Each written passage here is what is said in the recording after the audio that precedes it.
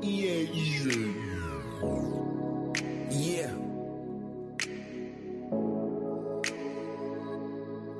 It's Liddy.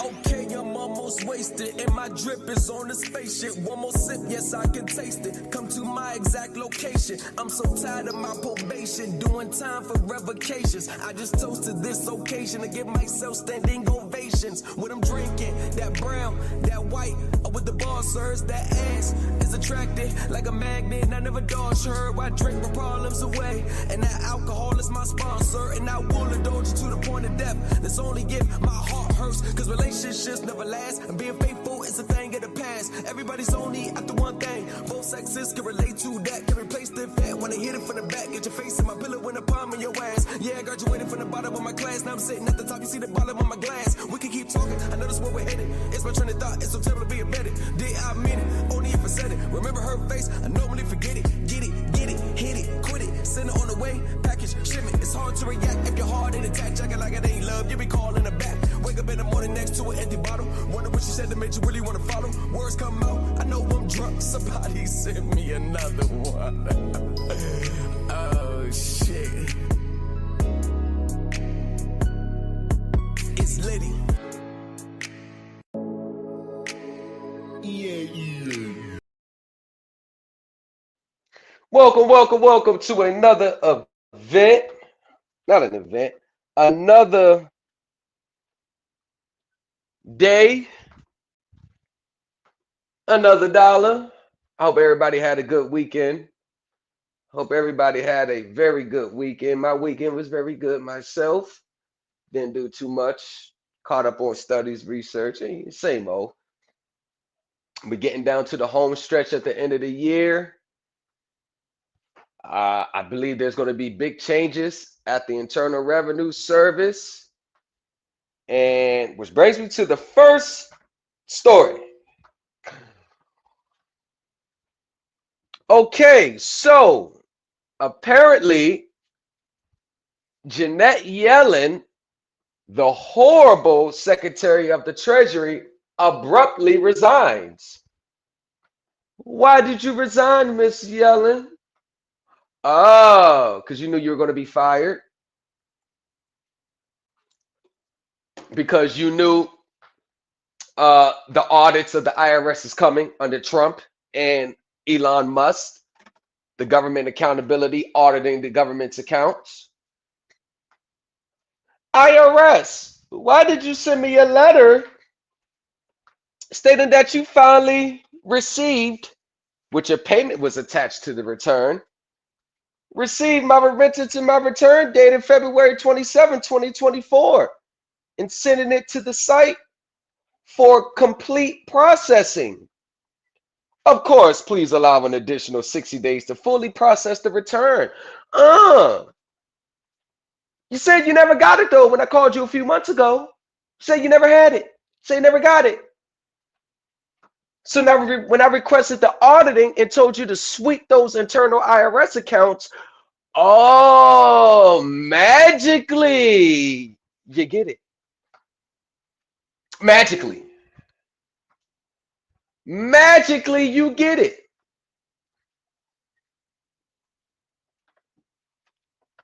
Philadelphia, PA. Now, 2 years ago, IRS, you said, well, you didn't say my position was frivolous, but you did say in so many words, you didn't come out and say it directly, but you indicated that you're just not going to honor the congressional records and the law regarding to my trust fund account. No. Don't you go there. You know damn well I ain't talking about no secret trust fund account at the Treasury. But with regards to my credit elect of my revocable living trust, you didn't say I was wrong, but you you pretty much basically said that, well, yeah, we ain't gonna do it because we just don't want to. And you knew that those payments or that credit elect in the audit trail was going to come back to bite you in the ass. So, and I didn't even send the return in first. I did not send the return in first. Want to know why I didn't send the return in first? Because I wanted them to acknowledge my position first before I send the return in. Because if they acknowledge my position but don't see the return, if they acknowledge my position but don't see the return, I'm pretty sure they will ask for it. Now, was I expecting a response? No. Was I going to have to report this to the CID and ask for another audit? Did I think so? Yes. But soon as Jeanette Yellen steps down, seems like everybody trying to tighten up. Like, when they're like, hey, mom almost home. Here, clean up. Mom almost home. Or the boss almost here. Yeah, get that shit off the floor. Here we are. Here. Y'all know. That's what the IRS is doing right now because they know they coming in to hold people liable. So I just found it a coincidence a couple of days after Jeanette Yellen resigned. Thank you for your inquiry, September 3rd, 2024. Please send a copy of the return filed for the tax period December 31st, 2023. We received your correspondence letter. Yeah, but there was no return attached to the letter. Oh, don't worry, I'm going to send it now. I just want to make sure you was going to have any problems with the credits and payments I was going to put on the return. Thank you. Now I got evidence. There you go. I'm going to attach that letter to the return. Oh, yeah, I had the return ready. I was going to see, because if they were going to play games, they want to act like they didn't get the return. So I'm not going to play these games with you. You're going to honor this because I know if I'm correct, then if you admit without admit, that's an admission right there. That's probably the most the IRS is going to go, saying stuff like that. But the correspondence, oh, you already know what the correspondence was. You already know. It's the trustee, and I'm not the trustee of it. I got my accrual county collection agency, the trustee. And I assigned the interest in the credits over to the accrual county collection agency. And I sent that letter off saying, hey, I have a legal interest in the property held in this account. I have a property and possessory in the proceeds interest in this. So this is mine now. You owe me. So I'm going to collect this on behalf of the trustee and the beneficiaries to have a security interest now. See, one thing you have to understand is that I don't give two fat fucks if you want to call yourself the owner. I don't give a shit if you live by the mantra, own nothing but control everything. I don't care if you want to be seen as the CEO or the boss. What it boils down to, you could be the owner all you want, but the one who holds the security interest gets to call the tune.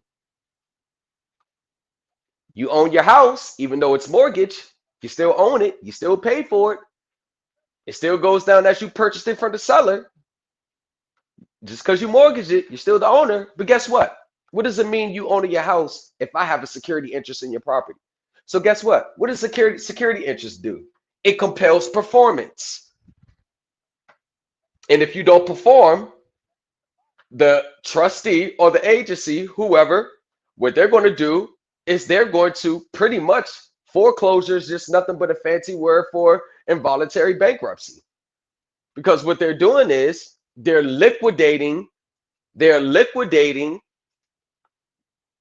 the interest of the security interest entitlement holder, liquidating their interest in the property, which the lawyer does for the bank. And what does the lawyer do? Gets the writ of possession and conveys it over to the beneficiaries. So what position is the lawyer playing? This is why understanding trust law and all different terms of what a fiduciary is and how big that is to this because attached to that was a Form 56. So we immediately moved all the tax liabilities out the way. Bam, I have a security interest. I'm the entitlement holder. This is my credit now. I need that for the benefit. And what I do with it, it don't matter. What I do with the credits, it don't matter. I can reassign it back to the trustee for the benefit of the trust. So that's what, I'm advocating for and been doing because coming in as the own individual and just as the regular trustee of your own trust, it's good. It's nothing wrong with being the trustee. Nothing wrong with it. But what I do is, although I could be the trustee over my trust, I have someone else come in as the entitlement holder. So all the rights and interests is transferred over to my collection agency. So then I can move in a third party way. So I'm layered. Beneficiary is protected by the trustee. The trustee's interest is protected by the entitlement holder. So basically, that's what that response was for the IRS was. Pretty much saying, hey, yeah, we got it, but we didn't get I know you didn't get the return. I know you didn't because I didn't send it. So now that you got the correspondence and understand exactly how I'm going to be filing it, because I let them know what I was going to claim. Now that you're asking for it, that's cool. We move to the next step.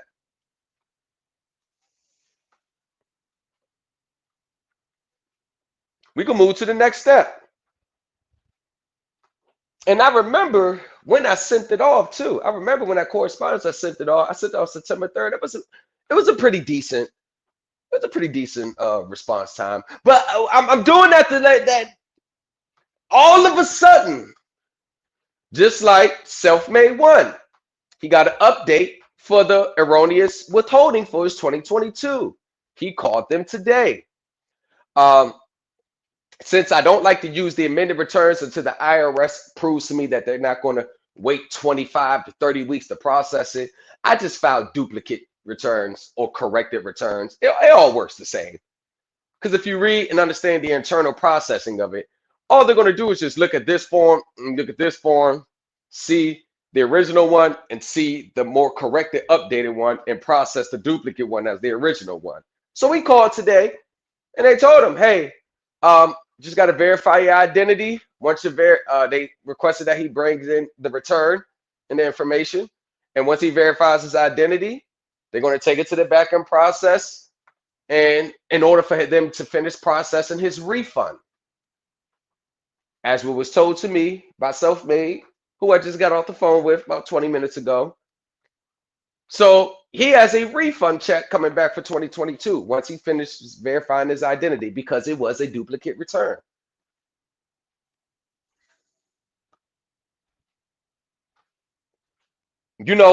I don't like amended returns so bad that I'm just going to wait for them to tell me, nah, file this on the amended before I do it. But if shit, well, I mean, let them tell me to file on the amended. Until then, I like to bypass those amended returns. So what I'm going to do instead of filing amended, I'm just going to file another 2023 or another 2022. Because if you read the Internal Revenue Manual regarding duplicate returns, you will know how they process them. If the duplicate return is correcting the error, on the original return, you process the duplicate return as the original. Okay, let me do that then. You notice how I'm not making anything up? You notice everything is coming, bam, right from the regulations, right from notice I just not made up. Because I didn't just say, hey, I'm going to file a duplicate return without knowing if I have the authority to do or not. I already knew it, but I'm just going to wait for them to say, file me amended. I'm going to file the duplicate every time. I don't have time to be sitting there 25, 30 weeks. And then you got to wait another 4 to 6 weeks for a notice. And if you do a refund, you got to wait for them to sweep the accounts another 4 to 6 weeks. Like, come on, man.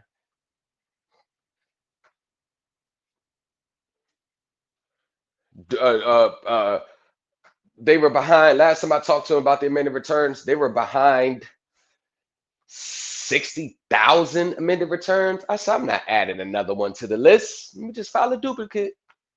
Just file it corrected. All right, amended.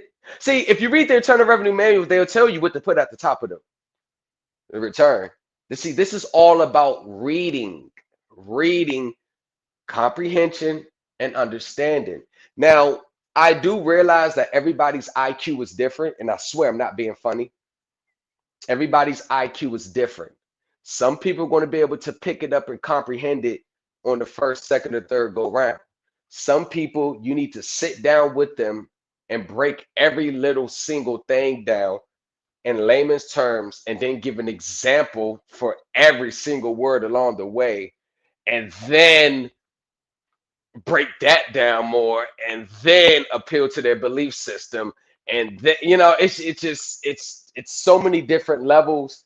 There's only so far I can drop the the the the processing and the interpretation and the breaking it down. I can't always break it down for a 4-year-old to understand. And I don't know what everybody's level of intelligence is. So if you want better understanding, the best source is to read their instructions, read their publications, read their regulations. If you don't know what a word means, don't skip over it because that's laziness. Get a dictionary. Stay out of the 4th edition Black's Law Dictionary because a lot of those words are obsolete today.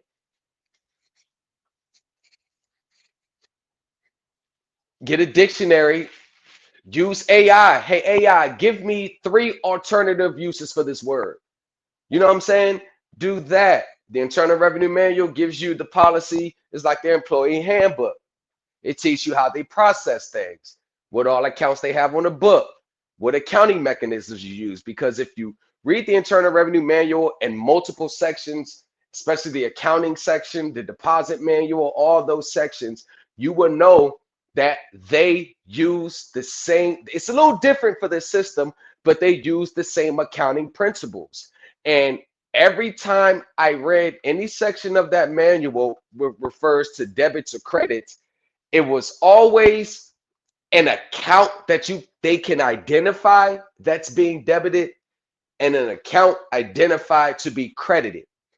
There was never any account that just showed up credited without a corresponding account being debited. Now, why is that important? The reason why that's important is because if the Internal Revenue Service, the agencies that's responsible for processing your treasury claims, whatever it may be, if they use the standard matching principles, terminology, and the same accounting principles that every financial institution in the world adheres to, if they do it, then how do you think they're not going to apply those same principles when you're sending in 1099s and other documents for some type of refund? What account are you identifying to be credited? What account are you identifying to be debited from? And if you say the trust account or Social Security all caps number, all caps account, there's a lot of accounts where your Social Security number is associated with. There's a lot of accounts. You got the Social Security Trust Fund. I mean, you got Treasury Direct accounts. And I'm not talking about Treasury Direct accounts that magically comes into existence because you send them an instrument. I'm talking about purchasing Treasury securities with your bank account. See, everything I talk about is always going to be referred about logical, practical, real world accounting and finance. There's no phantom accounts I talk about. There's no Houdini accounts where somehow, some reason, some shape, form, or fashion, this big old estate with your name on it has all this money in, but you can't identify where's it at. You don't know exactly where's it at. You don't know the accounting principles. You can't give the proper accounting instructions, regardless if it was created from the birth certificate or not. If it doesn't exist in the treasury accounting world, then it doesn't exist in any other financial institutions accounting world, because the treasury has access to every single financial account in the world, and that's based on the treasury general account. That's the main head account. That's the general fund of the United States Treasury. Everything else, that accounts that derive from that, those are like, think of it as an octopus. Those are the tentacles. Tentacles, not testicles. So once you understand that, then you should get away from that Houdini magical account and start focusing more on equity and rights and property rights and proceeds rights and possessory rights, because that goes into the securities world. And securities value is always recognized based on who has the right to payment. That's why they call it entitlement holder, entitlement owner, securities entitlement. It's not so much about the payment itself, but who has the right to payment. And if you understand accounting and read the ASC, like I've been telling you, and really read it to understand, not reading it to come across a word where you can start putting a document together now with half understanding. I'm trying to tell you to read it to understand, to grow and expand your knowledge. Because if you understand securities entitlements, securities accounts, and rights to payments and payment intangibles and payment entitlements, then you will know that the right to receive payment is just as value as the payment itself. Rights and actions, chosen actions, rights to receive payment, that is an asset. That asset can be liquidated. And that's standard. That's not even a little trick I'm trying to tell you. That's just standard knowledge when you deal with the securities world. Because believe it or not, majority of your transactions as in your adulthood, when it's on the consumer side, you're going to be transactions in securities, not negotiable instruments. It's a negotiable instrument for 2.5 seconds. Then it, bam, as soon as you sign it, it is a security. So you need to understand securities accounting. Securities accounting is totally different from the regular accounting that you know: checking, savings, payroll, deposits, withdrawal, wire transfers. It's totally different. Securities accounts, there's really the value is added via book entry, meaning there's rarely any physical currency that's being deposited into the securities account in order for it to add value. Like with a regular checking account, you would actually have to deposit $100 to add $100 in credit value to the account. In the securities world, value is added via book entry. The right to receive payment, the promise to pay, gets converted into an account. That's why it's called account receivables, because your promise to pay is evidenced by that account. So it's a dual, it's two sides of it. On this side, it's the balance due on your end. On this side, it's the credit balance on that end. As you make your monthly payments, your balance due decreases. And as your balance due decreases, So does their account with the value. It decreases. How much the investors are owed, it decreases by every payment that you made. After 30 days, the value goes right back up. The balance goes back up. On your end, bam, $300 car note payment, bam, it's due again. You see how it goes back to 300? Then on the investor side, you see their account make negative 300. That's what they owe. That's what they got coming to them for this payment cycle. On your end, that's what you have to pay for this payment cycle.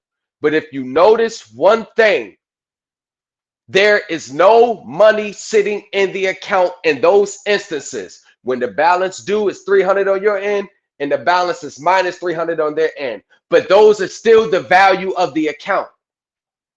So when payment is actually made, the account goes back to zero and their account goes to zero.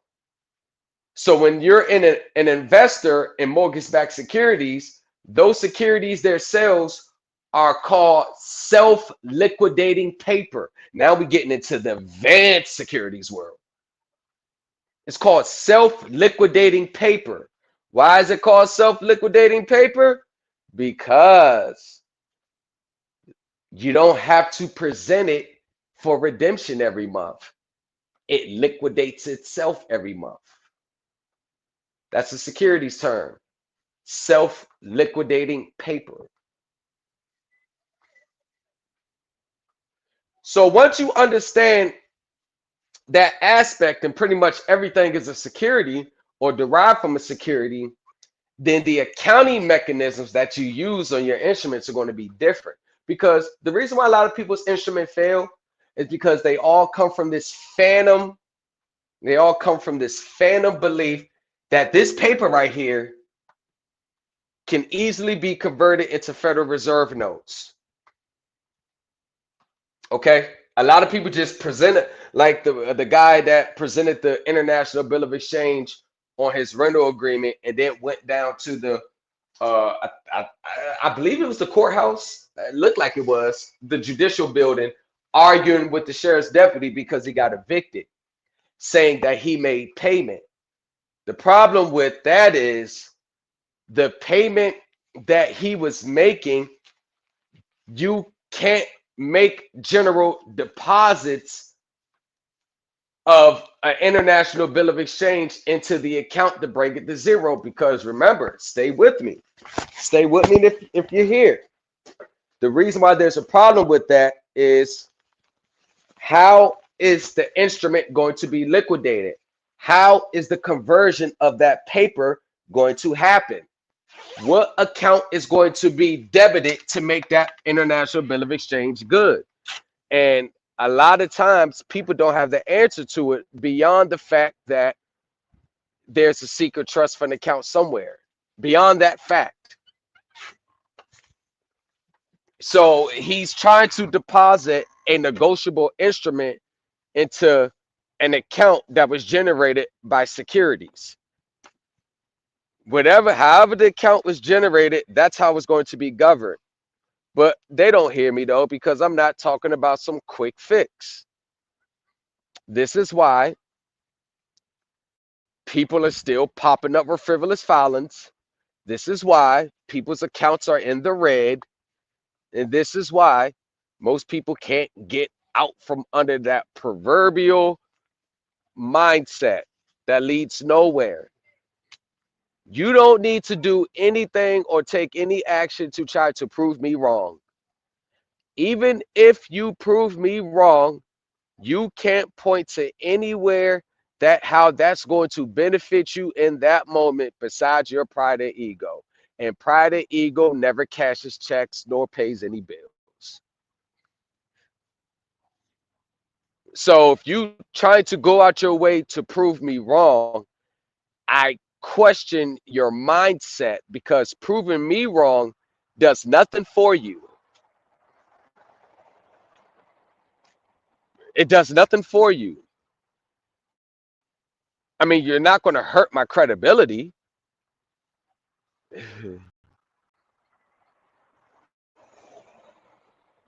I still get emails left and right for services. I still get inquiries to join my Telegram group left and right.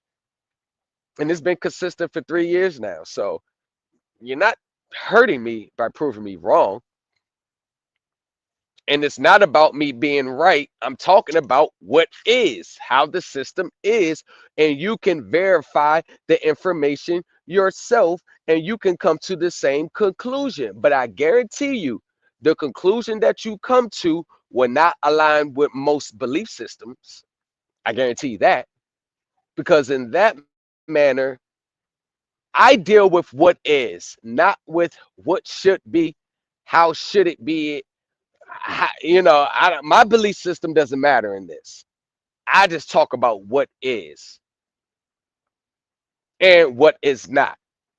And then the fact remains that, just to recap, um, the United States, and I don't care what convention, I don't care what other stuff you try to tie into it, an international bill of exchange, an international promissory note is done by a treaty based on a convention.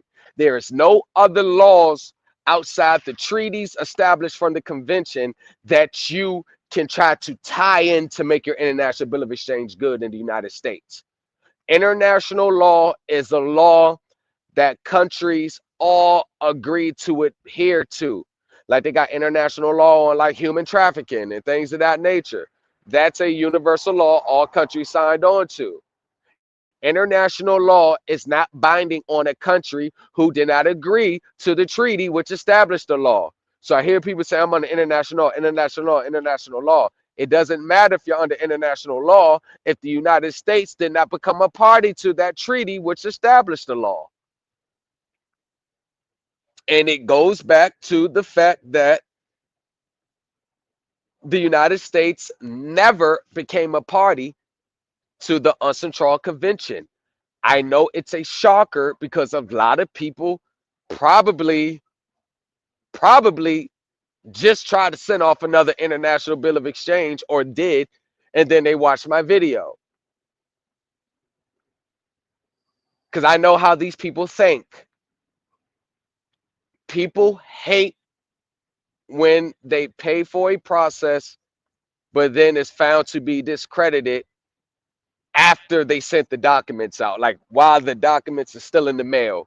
That's the last thing they want to hear because immediately a reality sets in that they just wasted their money. And they were hoping on that process to come through for whatever reason. That is a tough pill to swallow. Most people don't have the insight to look at the bigger picture, the immediate emotions and reactions, the negative emotion reactions. They're going to impose that on me as an outward response to how they feel inside. So it's not surprising if you just sent off an international bill of exchange to pay some debt and you sent it off the day before and then you click on my live and I'm talking about the United States was never a party to the treaty. I can see why you would just click off the video. You're not clicking out the live because what I'm saying is wrong. You're clicking out the live because what I'm going to say is going to trigger an inevitable response within yourself. Like, damn. Even if I say we're going to show it to you black and white where the United States is not a party to it, people will still leave the live because belief systems govern how people proceed in these spaces. So if I'm going to say something that's against your belief system, I do not expect you to stick around. So if I'm just being honest. And even if the United States became a party to the Bill of Exchange, a bill of exchange, I mean, they don't even call it a bill of exchange anymore. It's not even called it. It's not even called a bill of exchange anymore. Look at all, it's a draft. It's a draft. It's not really a bill of exchange. It's a draft. A bill of exchange is like the heading. A bill of exchange is the heading definition of a three-party check. It's just a draft. More importantly, it's a trade draft.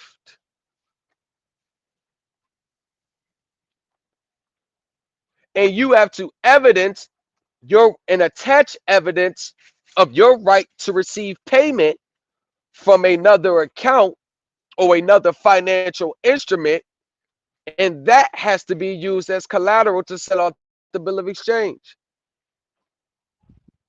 So in that context, a bill of exchange should not be sent to anyone who is not over the collateral in which you claim you have an interest in. God damn, I just gave you another one.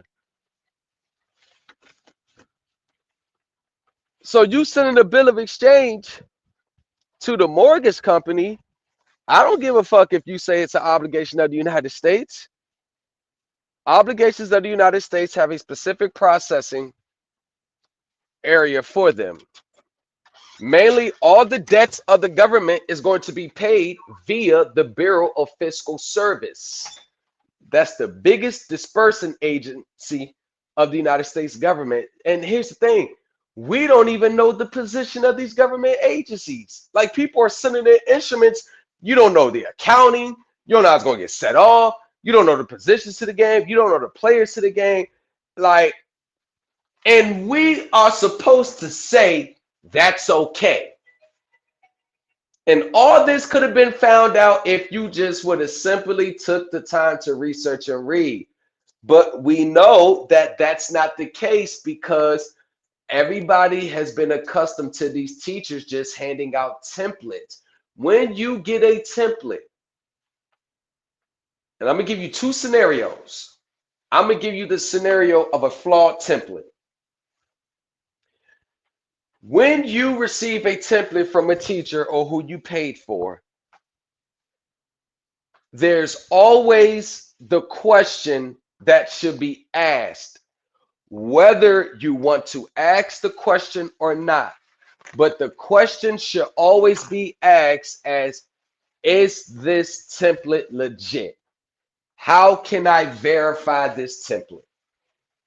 Let me transpose this template. Let me look at some of the definitions. Okay. All right. So you get a template, right? And let's say it has errors in the template, right? If you don't understand, or you're just a beginner, so it's no one should expect you to understand. I certainly wouldn't. How would you verify the veracity of the information in the template? How would you verify it? You probably can't. So when you get a template, you are effectively taking the teacher's word for it.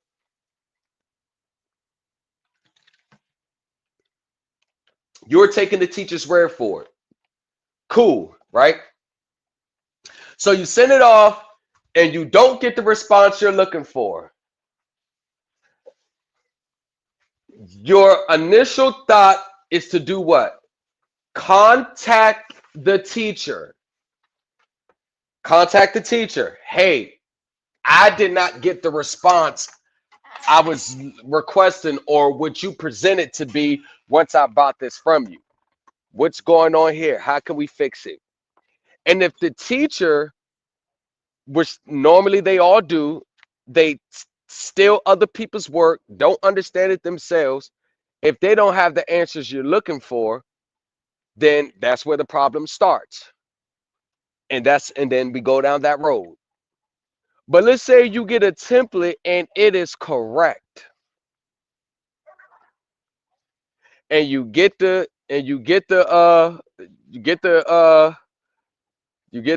response you're looking for, and they say, okay, all right, we're going to process this, yada yada. You get the template and it's correct, and you use the template, right? And let's say it works for you. The person who created the template in your situation was just in line, and it works for you. Now this is the mindset. Now you got something that works that you didn't have to take time to research and go through the ringer and understand. You paid a little bit of money for it and got something way bigger return for it, because that's it's the value of a lot of these processes only go as far as what one can afford. That's the value they put on it. That's the value they put on it. What one can afford, not the information and how long would it take me to figure this out on my own, and not the hours and sweat and the blood, sweat, and tears put into it. The value is if I have a class, a video, an ebook, and I say this going to be a 5-part ebook and I'm selling it for 10 grand. Going to have examples in it. We're going to go to regulations in it. It's going to have the results, success stories, documents, all that. And you know this is the book that you really need.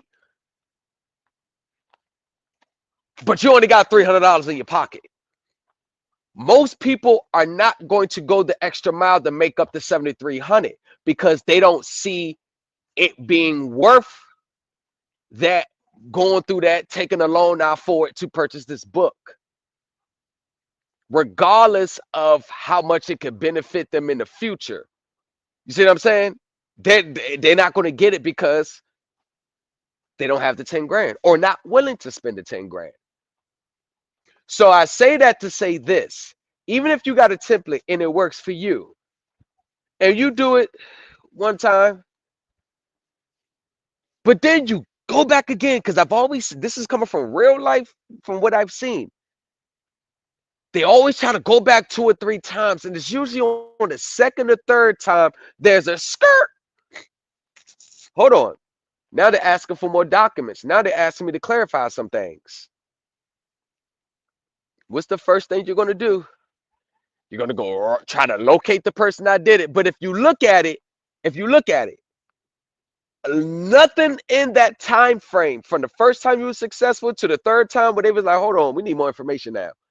There is no increase in understanding as to why it happened, so you can duplicate it on your own, create your own, because ain't nothing like knowing it for yourself. So you can see it on your own. So what happens when that doesn't work? This is where we start going down the other road.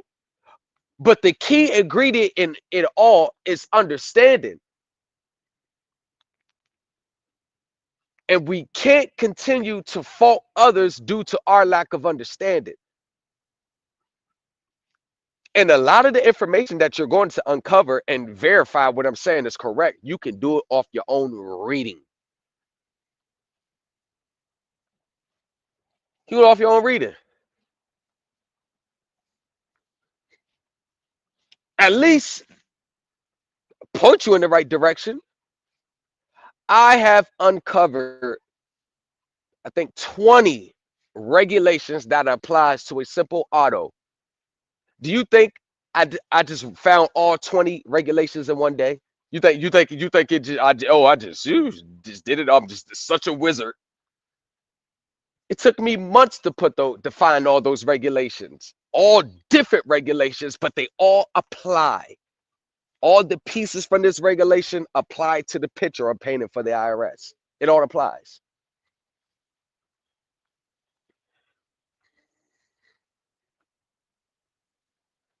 It took me several months to find all 20 regulations.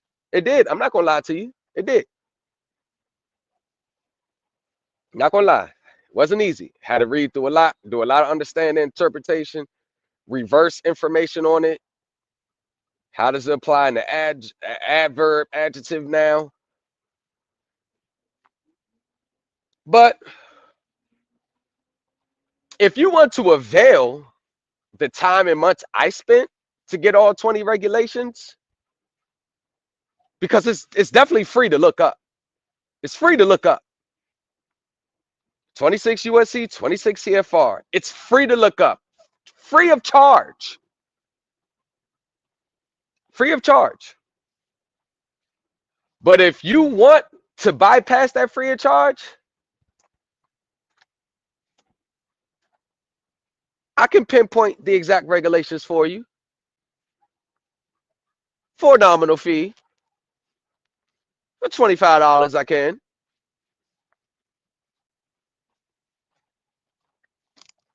Yeah, for $25. I think it's worth it. Probably worth more, but I'm not really sweating it off it like that. And that's a tax on you not having to use your own time and energy that I had to take. See, that's where the pay comes in at.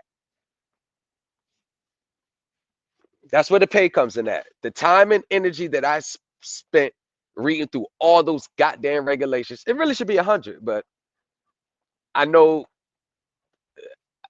it might sound crazy by saying that, but if I'm speaking from if you understand the information here, how it's going to expand your horizon. See, I'm looking at it from that point. Most people don't look at it from that point. They look at it as something should be free and you should give it to me for free. But here's the thing, I don't have to give you a goddamn thing. You can look up 26 USC, 26 CFR, and just start browsing through. That's what I did. I just start browsing. Then I got cross-reference to this. Oh, I've seen this. And I looked at the title. Oh, this looks interesting. And I started writing down the regulations as I go. Oh, this applies. Make a note to how it applies. And then before you know, it was 20. I could have did 15 more, but that's overdoing it. I think I can make my point with 20. Yeah, 20 regulations. If you want a copy of the 20 regulations that applies to the auto contract, auto installment, and it has implications to your mortgage as well, depending on your situation, send me an email. I'm gonna cost you $25. That's it. I'm gonna cost you $25. That's it. But the understanding that you need to understand securities. I want you to get to the part of reading UCC 8 and listen, read UCC 8, your state law. Not the, I mean, you can start off with the UCC, but always go by your state law UCC. Always go by your state law. The UCC was adopted in the state you reside. Use the state law UCC. Don't use, I mean, you can use the general, but if you're going to put it on paper, go by the state law. And when you look up UCC 8, don't research it based on the sovereign citizen way, trying to use that to apply to a birth certificate as a security. Because your birth certificate and social security card are not securities per the Bureau of Fiscal Service, the agency that's responsible for processing transaction and securities. So if they say it's not, and that's another part, if the government is saying no, why do people still try to get it through, knowing that they're going to say no to you as well? They're not going to say yes to him and no to you when you're dealing with securities. Securities are black and white. Is it a security? Is it not? Is it issued by a government or state government or local municipality or a locality or not? Is it recognized as on the secondary market as tradable and commonly dealt in or not? These are just, is it is or not? I don't care about HJR 192 or all these other revisionist history and law that has no application in the present day, because a lot of people who's quoting these old ass ancient laws has not been successful in their own right. I didn't say every single one. I said a lot. Black's Law Dictionary has a lot of information. It's a lot of good word. It's a lot of different definition. It gives you different viewpoints of words, but a lot of words are not used today in common usage of language in transactions. It's just not. Everybody wants to go to the 4th edition or the 6th edition. Why not get the latest edition and be in tune with the words they use today? Who gives a damn if they're taking the real meanings out the words? If they're not using them or recognizing them in today's world, it doesn't matter. Like, it really doesn't matter. Another thing, HJR 192. HJR 192. Do y'all realize that that law is not operable today? Do y'all realize that? HJR 192 is not operable today. It doesn't apply in today's transactions. It was only around that time period, that certain time. You realize that? It's not used today. There's no need for HJR 192 today because it's pretty much set in stone that gold and silver is no longer used to pay your debts. So by you quoting that in your documents means nothing. And do you realize public law is not a mandate on all 50 states? You notice that, right? Do y'all realize the separation of powers clause, the 10th Amendment, that allows states to make their own laws as long as it's not grossly violating your constitutional rights, meaning a mere inconvenience of your constitutional rights, it's not a violation. The fact that they require you to have a driver's license to get behind a motor vehicle may be an inconvenience of your right, but it's not a violation of your right to travel because you have the right not to get behind the wheel of a car to travel. You have a right to use your two legs and walk.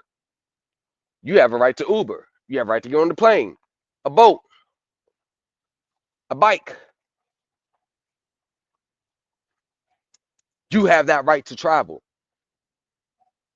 How you travel depends on if there are rules and laws or regulations. And I don't get their arguments with this right to travel. If you were dealing with one of those right to travel people and they rear end you and they don't have no registration, they have no insurance, they have nothing, and you wanted to sue them, and the only thing you can get is a judgment against them personally, the same ones who believe they don't have to apply to the laws, do you think them people are ever going to pay you? Do you think you're ever going to get a dime out of them, even if you got a judgment against them? Do you think? And yes, I know you can still collect from your own insurance, but it'll be a whole lot less than you collected from their insurance company, especially if they were in the wrong. But what I'm trying to say is, why, like, let's just look at it. Because if you were the one that was being hit, the same people that want to claim their right to travel and that Moorish American, they always want to see the benefit from the same things, though. It's a sacrifice when you express your rights and give up and say you're not a United States citizen. You have to sacrifice the right not to use their codes and their constitutions if you're not a United States citizen. If you are not a United States citizen, then the Constitution doesn't apply to you. You cannot use the Constitution if you are not a United States citizen or a citizen of the state in which you were born in. The United States of America Republic is not adequate. There's no republic citizenship. So if you want to claim that you're from Morocco and they go along with your delusion and they deport you, you can't scream foul when they drop you off in Morocco.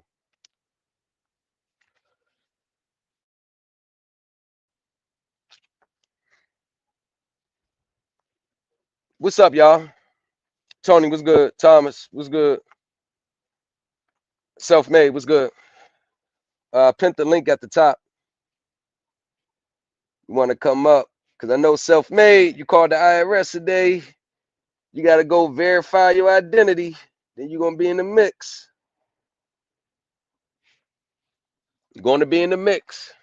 Self-made, I try to tell everybody that every time I send a document out, whatever, I always put it in a form, in a legal form. I always put it in a legal form that that if this case were to go to court in civil, I always have court cases to it. I always put it in a manner where cases like this has already been decided in my client's favor, or regulations and ordinances have already been decided in my client's favor. Always. I always do it that way. Always. Yeah. In 2025, y'all, it's going to be a good time at the IRS, man. I think they're going to get some act right. I think they're going to get different agencies and staff and someone, because Trump wasn't really a fan of what's his name? Yeah, what's his name? The one that's the y'all know his name, Danny Warfel. Trump wasn't a huge fan of his. I damn sure wasn't. I couldn't stand him. I didn't I don't think he knew what the hell he was doing. I swear to God. I don't think he ran nothing. I mean, he ain't had no backbone. So 2025 should be a good thing. And I don't care which route you go. I'm not sitting here saying if you don't do it my way, you ain't going. Nah, go there are plenty there are multiple ways to skin this cat. I know that. I recognize that. You don't have to do everything I say. It's not the point. That damn sure ain't the case. But what I'm saying is whatever you do it correctly. Do it the right way.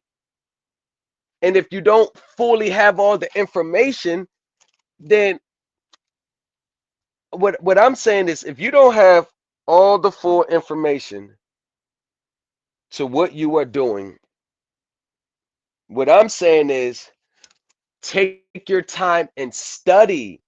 Stop moving on half information and then always got to run back for clarity. Take your time and study and read.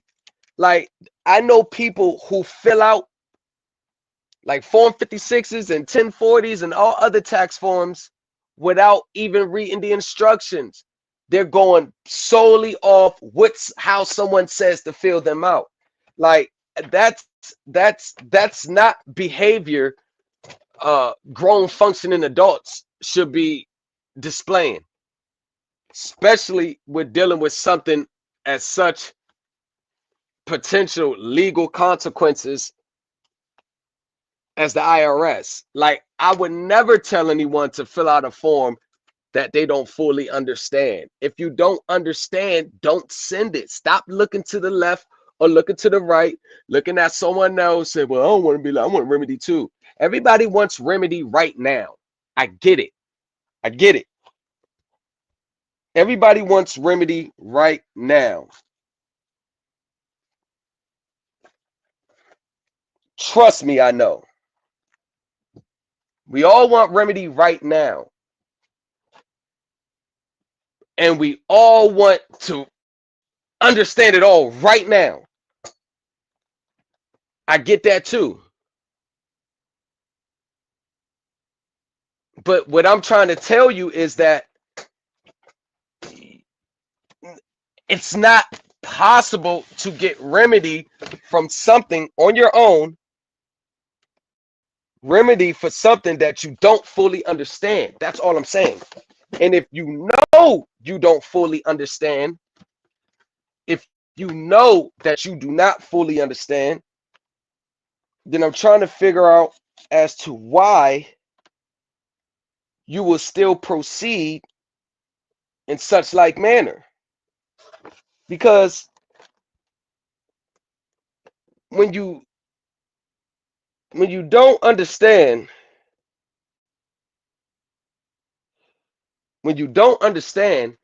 that leads to mistakes. That leads to moving fast. That leads to forgetting to put this there. And the only reason why you forgot because you didn't know that it was needed. That leads to frustration. That leads to the blame game. Because I guarantee you, and these are people who sell templates. Yo, if you sell a template and you don't give your disclaimers, or you don't, I mean, you got to be a goddamn miracle worker. For some, the teachers got to be a goddamn miracle worker. For most people, they expect them to get the same results out of that one template that you got, no matter how many years you put in perfecting it, which you had to go through to perfect it. They expect the same results. No understanding, no study, no research. Send it in, send it off, get the same thing you got. And teachers, you got to stop advertising that as well, because it is impossible. But it still doesn't take away what they expect. And the minute that don't work, You are Satan himself.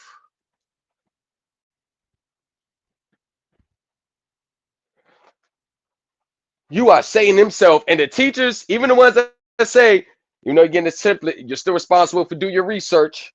Still, you do research, verify it. You may come to a different conclusion. I may have missed something. Just letting you know. That's going over their goddamn head. They don't want to hear that. So it's not just the teachers that need to change, y'all. It's the students. The students and people that are in these spaces. You got to change. You got to change as well.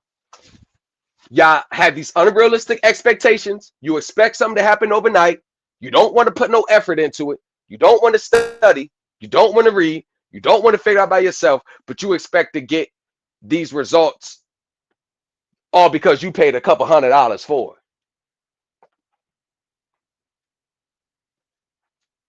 And why does every payment of money always have to lead to an immediate result in your mind? Why can't it be looked at as an investment? I'm invested in my knowledge. I'm invested in my future. Why can't it be looked at as an investment? I mean, people pay thousands and hundreds of thousands of dollars and they don't get no immediate return. You pay a one little $1,000 and you expecting the world to fall at your feet. You got people that put out way more money than that and ain't get no immediate return, and they patient. Like, do you really think $1,000 is really going to get you fucking a house in a, like, come on, y'all, come on, man. Come on, man. Ain't nothing like knowing something for yourself. I'm gonna be honest with you. It ain't nothing like knowing something for yourself. There ain't no better feeling in the world. Because once you know it for yourself, it can never be taken from you. I don't give a damn if the teacher fall off the face of the earth. If you were able to take what that teacher said and perfect it and made it your own and turned it into your own shit, there ain't nothing anyone can tell you walking the face of this earth. That is your knowledge for the rest of your life that you could pass down freely. And people know that shit takes years. People know that shit takes years. That's why they want the shortcut. They know that shit takes years.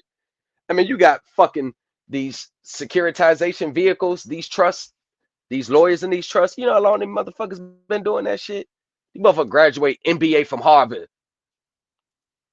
MBA from Yale, accounting, worked here, corporate office. These people got 25, 30 years of corporate office experience.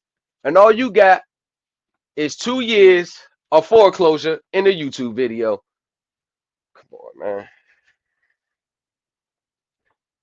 Come on, y'all. Y'all know that don't even compute, do it? That don't even add up. But the reality of that's the part that they're not looking at.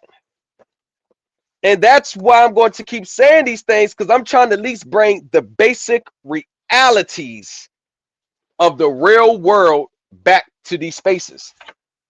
The basic reality, the basic understanding. Because to be honest with you, if we just would apply the basic principles to a lot of these documents and understandings and transactions, I guarantee you that you probably would have got better outcomes. But I don't know why in these spaces you're being told to throw all basic knowledge and reason out the door.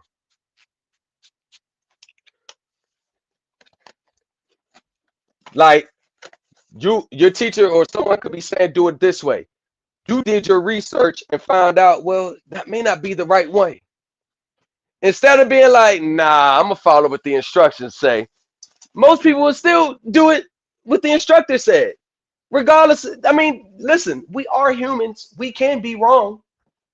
We can get it wrong. We can make a mistake. I mean, we're all humans. No one is above for making a mistake. I can make a mistake. I interpret some things wrong. Someone brought it to my attention. Someone brought it to my attention in the email 2 years ago. I never forget.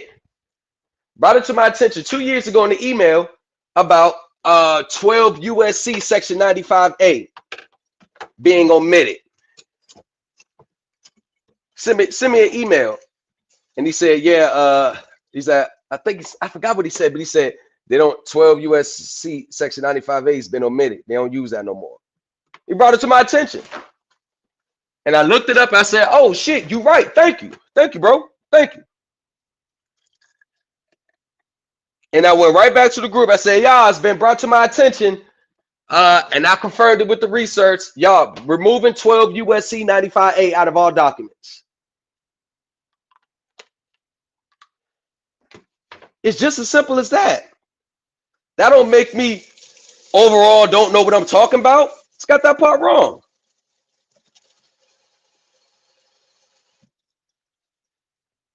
Like everybody, nobody's perfect.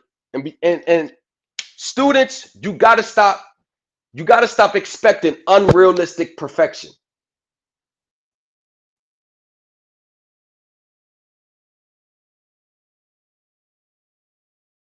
Yo, all right. Go ahead, Thomas. What's up? Welcome to the show. Yo, what's good? What's good, bro? Man, chilling, studying, trying to cross my T's, dot my I's, you know. You getting up on the internal accounts? Uh The internal accounts at the IRS? You gotta get for the internal accounts. I'll yeah, send you a yeah, yeah. message on the back. I'll send you a message on the back end. Let you know what I'm talking about. Oh yeah. Yeah. No. I sent you a message earlier about what happened, but Oh shit. I was actually gonna I was gonna tell you what's funny is that the other day or last night actually I was looking at examples of a trust, right? And they will they literally post articles about how certain trusts are set up. So like a university will do like a research paper about, let's just say, the Rockefeller Trust, right? So Oh yeah. they will have a section about how a certain trust is structured, right?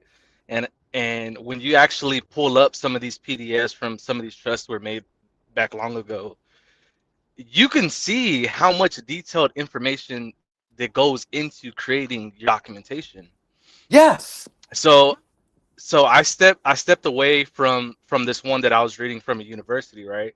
So I went over to Scribed and I just looked up, one of these sovereign citizens documents just to compare it, put it side by side. Bro, Yep. do you know one of their PDFs was only like 8 pages long? But Wow. the university's one, it's like 50 something pages. It's detailed. Yep. Like if this doesn't happen, this happens. And it's very Yep. structured on how you're supposed to do everything. Yep. And I was like, Every wow, detail. like, Every detail, bro. Every detail. Even I'm gonna say this, even details related to even details related to your assets and your rights and your property rights and dealings with the IRS and the security and all that has to be part of the trust document. All that has to be a part of the trust document. Guarantee you, the yep, IRS is always going to seek clarity from the trust documents when you're dealing with a situation revolving credits or property from a trust, and there's nothing established on file about the one who's presenting the documents having the rights to present themselves from the IRS. They're always going to ask for a copy of the trust documents.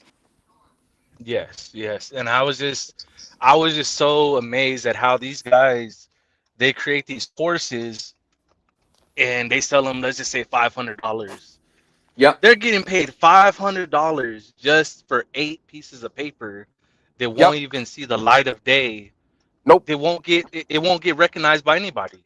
Nobody. So it's like you could have saved that 500 and paid a consultation fee with an estate planner, Something. and I bet, yeah, and they would have, let's just say it was 30 minutes, right, or an hour for $500.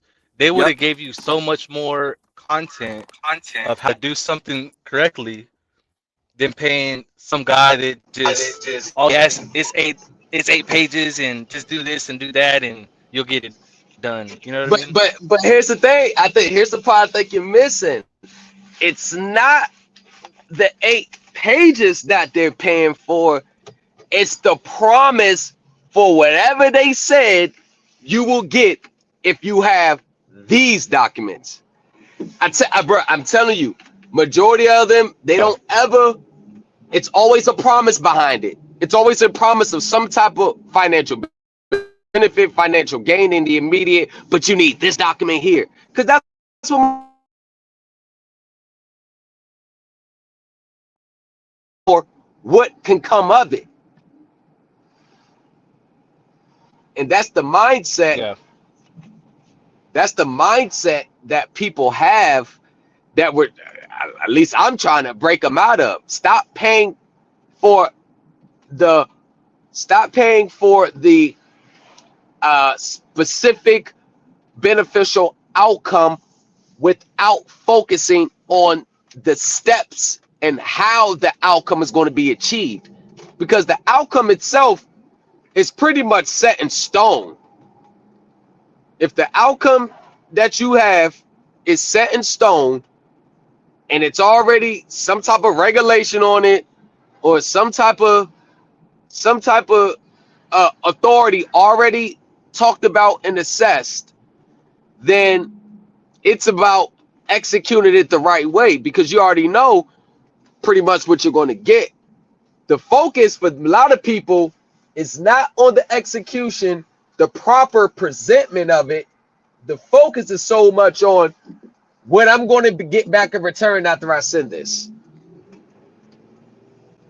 Because how I do my trust, I do that. I go look at corporate trust funds. I go look at corporate, how they got their shit, how the lawyers do it, how companies do theirs. That's why on my financial agency agreement, I used a lot of language from the United States Treasury when they set up a trust with one of these companies, where this company was acting as the agent of the United States Treasury, and it was in their indenture agreement. That's what I use. My financial agency bond indenture agreement. That was the exact term I used, because that's the term I got when I looked at that treasure. It was some type of tech company, it was some type of company the Treasury is doing business with, and it was the bond indenture agreement.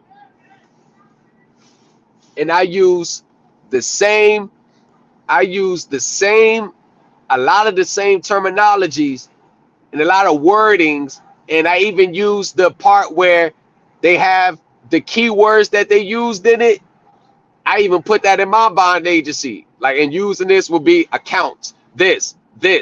Oh, you know how they always have the words that they're going to be using? I Yeah. Yeah. had that in there. I had it structured just like theirs.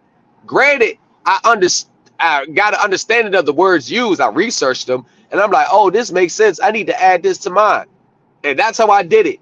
So mine was identical to the Treasury one, minus their pages. Man, they had like over hundreds, several hundred pages of information. My situation, I didn't cause for all that. But yeah, man, you got these lawyers that put shit together, know what they doing. And you know what's even funnier too is if these guys were smart, they were selling these courses. If you just typed in whatever document you were looking for in like a template or an example, you could have just repackaged that and sold it. And then if anything happened, be like, oh nah, well, this bank, this is their document, this is what they said. You know what I mean? But Right. they don't put no type of thought into any of these documents. It's just I'm a Nothing. more, I'm this, I'm that, Yeah. and it's like Yeah. okay, let's say that all of that stuff is true. You're this person, and this is your religion, blah blah blah blah blah. You still don't have any type of stance in what you're saying Right. as being a valid, And like and it's it has nothing to do with the transaction. It has nothing to do with nothing. You being a live flesh and blood, living man, breathing, sentient being, national, it has nothing to do with nothing. Yeah, it's like if you were to meet a girl, right? And you're like, wait, before we date, I gotta let you know my religion. I gotta let you know about me before we even start talking, or before I even get your number. Man, she'd be like, man, let me leave this dude. This dude's weird. Um, So it's just, I don't know, man. but here's the thing though.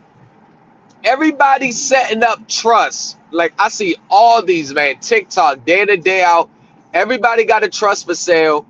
And if you look at their trust, the ones that are selling it, it's always a trust that they previously purchased. They just took the title off it or whatever, or removed the identifiers from the person who sold them the trust. All they do is buy a trust and then turn around and reflip it. Like, prime example. Let me tell you this: Jonah Bay's injunction. Somebody paid them to file an injunction at their bank on a foreclosure. First mistake is it's just a foreclosure. You're not even at court yet. And if you were filing an injunction, that is filed with the court. Number one, wrong venue. Number two, I swear to God, bro, it was like 7, 8 pages of it. All it was a copy and paste of the outdated codes and statute. And then in the last paragraph, according to all these statutes, you have to dismiss the foreclosure. I mean, there was no context how it applied to his case. It was no court sightings. It was no nothing. It was all about HJR 192, government responsible for his debts, not me. I'm a private national, yada yada yada. But it was like 6.5, 7 pages full of just copy and pasting of codes and statutes and HJR 192. And then the last paragraph, oh, according to all this, you have to discharge it. Meaning the government pays our debts, not us. And people were paying for that. They were actually paying for that injunction. And Thomas, once again, brother, it's always the ones who need immediate help are the ones who fall victim or don't want to pay a bill, the ones who fall victim to it. Because you said it. They put no thought in their documents. I mean, nothing. They put nothing. There's no thought, no effort, no nothing. Lack of respect from the customers paying money. And you could tell how they really feel about their customers or their students by how their shitty their documents look. And they all got that same all-seeing eye logo.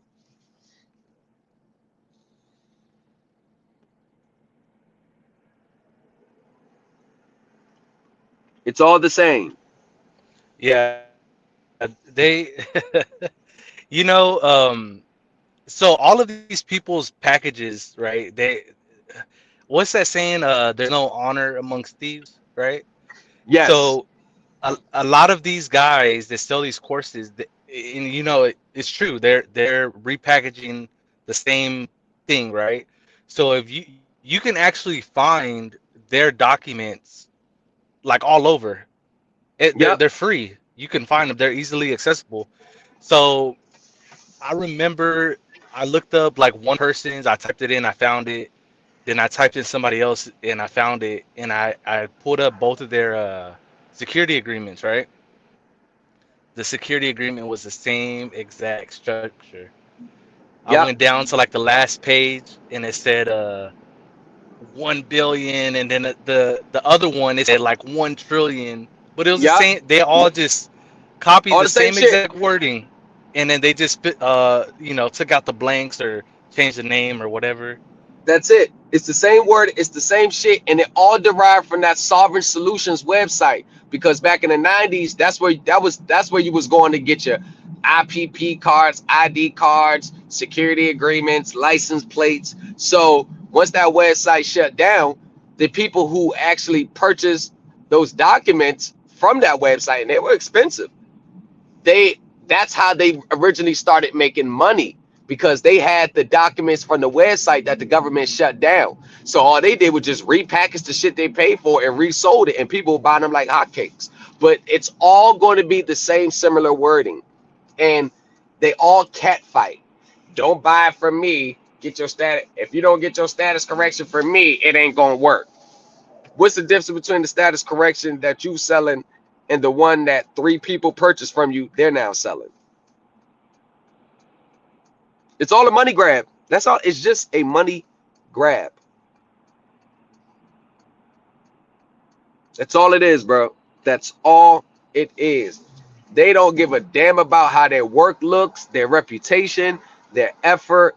They don't give a damn about any of that. As long as you paying that money up front, whatever happens after that, they don't even think that far into the future. Like they literally do not be thinking how they be sounding. Like they literally put no thought into anything that they do.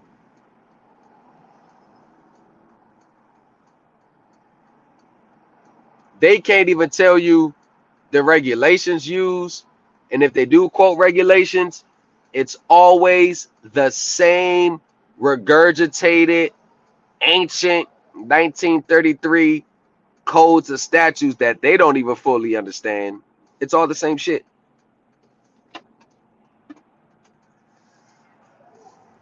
And they get in your comment section and they're like, well, no, the OID or this or that. And it's like, okay, who's your teacher?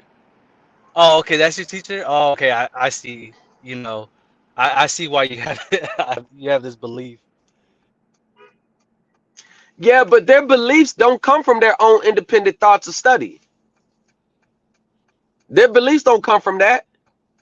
Their belief comes No, I'm from saying they're yeah, their teachers are the ones that regurgitated this info, right, so they think that right, it's true. So then right, they get in their feelings when you could just debunk what they're feeling off of right, just common sense. right. But you said a key part there. You debunking what they feel because they can never substantiate their claims, what they say. Oh no, absolutely not. They can never fully substantiate it. So it's all feelings based. That's all it is. Yeah, All it is. It's feelings based, and they do processes based on how they feel, not based on the facts, statistics, the data, the information, the regulations. There is no objectivity in anything those classes of people do. There's no stepping outside the box. There's no, they think the shit that they learned 5 years ago applies to everyday life no matter how much the world and the financial world changes. If they 10 years ago, if they were taught that the banks take your promissory note, deposit into a separate checking account, and then loan you the money back out, irregardless of how securitization is the number one funding of loans now, irregardless of any of that, 2024, they're going to think that that's their belief system. They're going to operate and approach the bank like the bank went into the back, deposited, they went to the back, took the promissory note, opened up a checking account behind another screen, deposited to that account, Oh shit. withdrew the account. Right. That's what the thing is, what I'm basically saying is they never expand their knowledge. Whatever they learned in year one is the same belief system and knowledge that they're going to keep spewing and putting on their documents, no matter how much the system has changed. And the system changes daily. New regulations come out daily. The Federal Register is updated daily. And it doesn't matter what you say or point to them. Once they get hit with that sovereign citizen bug, once they get hit with that bug, and once they spent a significant amount of money on that belief system, it don't matter if you showed them the first book of Christ. They are not going to budge. They're going to stick right there. That's why I still be having people hit me up in the email still talking about shit that hasn't worked in 20 years. Yeah. Hold Right up. now, I guess. Talk to the people right quick. I got to get my daughter. Talk to the people. Uh huh. I guess what's going on right now in the market is they're trying to advertise it on a 1099B that you could times it times 10. And so the person that was telling me this, I was all, you times it times 10. I asked her, okay, what is the regulations on that? Where does it say two times is times 10? How does this even make any sense? Like in any kind of commercial transaction that I've ever been in, and it hasn't been that many, I've never heard, oh yeah, let me just go ahead and multiply this times 10 because uh just because I feel like it. Or I mean, there's not anywhere that these people can point to. And whenever they can't answer that question, they turn to the UCC. They start trying to argue, oh, well, it's a negotiable instrument, and you're supposed to be able to do this and do that. And it's like, oh, hold on, let's get back to what you're talking about. Let's get back to the 1099B, because you can't just hop from taxes to now you're talking about the law and what you're supposed to be able to do and you can't do. So I don't know where they come up with this information, and it's, I think a lot of this happened back in right around 2016 with the whole like conspiracy conspiracy theorists and like QAnon and all that, where they get this idea that everybody's out to get, it's a boogeyman. Like the system's out there to get them. They don't want nobody to win, but yet you're still having billionaires and millionaires, and people are still buying houses. And so it's like, if all of this stuff is true, how were they able to do that? How are people still making six figures a year? How are people still buying investments? It's just a lot of stuff gets thrown in one big pot and just mixed up. And yeah, this is what we're gonna go with, and this is what we believe. And if you don't believe it, and the sad thing about that is that a lot of people right now, from what I understand, they're losing their families. There's people that are getting divorces. There's people that are not talking to family members because you know uh, they're in this type of mindset. And I'm back. it's like, We need the light. yo, so a lot of people, there's like, for example, me and my family, right? I have a lot of people in my family that they've been I'll say entrepreneurs. They've been self-made. Nah, I'm not saying that they got a lot of money. They just have never really had a traditional job, but they do have some type of common sense. Right, So if I was to ever go to them and try to explain this to them, do you think that they're going to be like, oh yeah, that's true? Like, they'd be like, hell no. They're like, let me see you do it first. Let me right, see you get through the door first, and then maybe I'll believe in it. But right, if those type of people are not being duped, what makes you think that just because you met somebody offline and they told you could do this, right, like that it's legal, you know? right. So My uncle hit me with that. uh That's what my uncle said. He said, setting off a mortgage. Yeah, well, show me. Let me see black and white when you do it, and then we can talk. I want to see this yeah, satisfaction of lien and all that. Because yeah, whatever. Yeah, my uncle thought I was crazy. He didn't think I was yeah, crazy and about it's a the. lot of, I just want to say this part. He didn't think I was so crazy what? with regard to the. My uncle, he didn't think I was crazy regarding to the mortgage part and how mortgage works, because he knows he buys commercial paper. He knows how that shit goes. He's in that securities world. He just didn't believe that setting off a mortgage outside of paying it off was possible. Yeah, yep. So And I think you touched on this before about being like a business owner. There's a lot of business owners that they have to. I don't want to say that they have to watch out for their back. They're just very savvy on numbers because Right, they're running a business. right. So Percentage, you can't just odds, tell things of them that. anything. No, Yeah, you can't just tell no. them anything and just believe that they're gonna go for it. They're gonna be like, okay, show me where you did it first. Okay, you did it right here. Right, Okay, now show me the accounting. Okay, you got the. Okay, now right, show me the bank accounts. Okay, you got the bank. right, Okay, now how many people has this worked for other than yourself? right. So That's all. it's Yeah, like you yeah. gotta pull their teeth. You This is gotta really no, but convince these people. no, but what you're saying is confirm what I've been saying. What did I say? The people like business owner, practical, business savvy people, they don't fall for this. If it was totally relied on people getting those type of clients to pay them, they would never get paid. So who do they have to use or get to fall for their shit?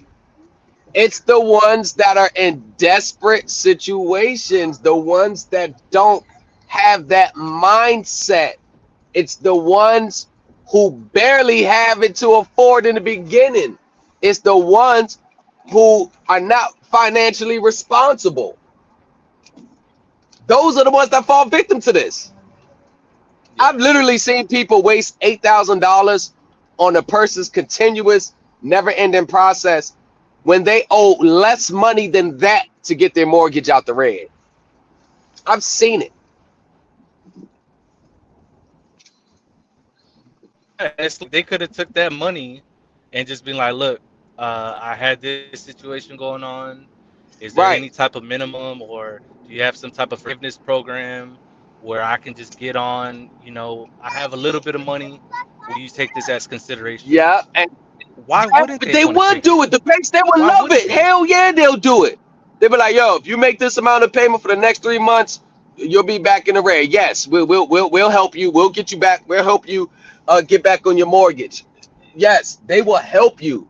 They, And they will even tell you, hey, even if you took out, instead of you spending that 8,000 you have in cash, I looked into your file, and if you did a refinance, we can go ahead and you only have to put 400 down, and then you'll be caught up.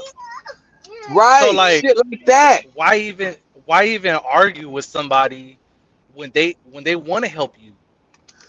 And It's like they but that's the thing though. People when they get bit by that bug, like all practicality goes out the window. All common sense, all reasoning. That protects their bottom line.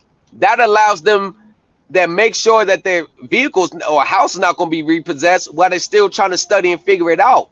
But what I'm trying to think is, why are we even having this discussion? And I mean, what I mean by that is that is just normal, logical, adult-like thinking. It's like, why should I even be a discussion of how to think, what not to think, being practical? We're grown ass adults with experience in this world. We know if we don't pay our bills, they're going to come take our shit or cut our shit off. Why even try a process that advocates to stop paying your bills? That's the problem there. It's too much Yep, risk.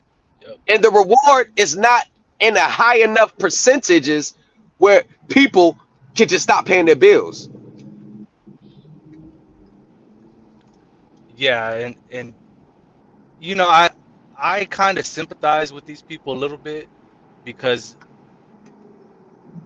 whenever I first entered this realm, I understand where they might have been at, but just me personally, I I wouldn't have just taken I wouldn't have gone as far as they've gone. Like they're Right. sitting See, there and selling that's a the part where they know what they're doing. In the beginning, you might have been bamboozled, you didn't know, but when you continue to pay, that means I lose all sympathy because when I strip the onions off the layers of their intent, when I strip the layers off the onion, it's just motivated by greed.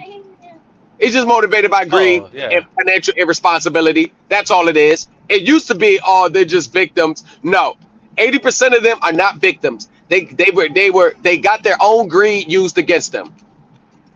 That's all it Yep. is.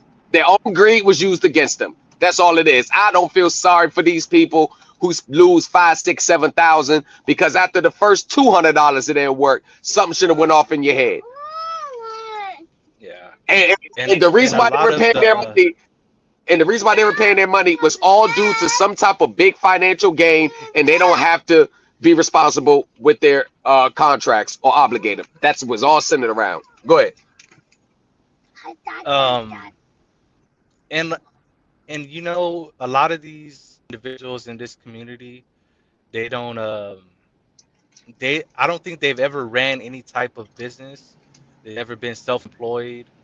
They they still have a some type of day job, and there's nothing wrong with that. But I remember when I first started my first business, or I thought I started my first business, which failed. It is extremely hard to gain a Yes. new business. It's Yes. extremely hard. It's like one of the most difficult things to do when you start a new business is gaining new business. Yes. Yes. So You ain't lying about that.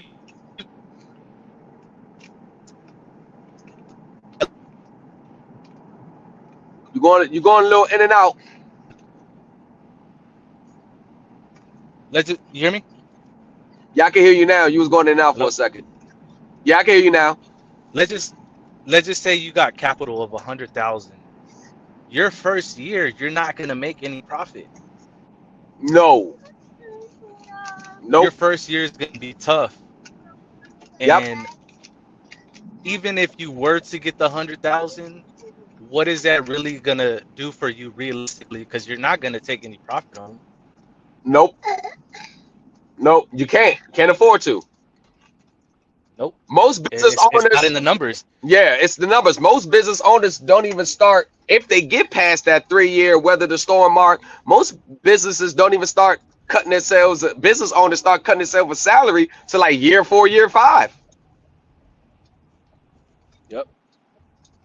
Your first And it's year, like they uh-huh. go ahead, go ahead. Go ahead. Now, go ahead. No, I was just gonna say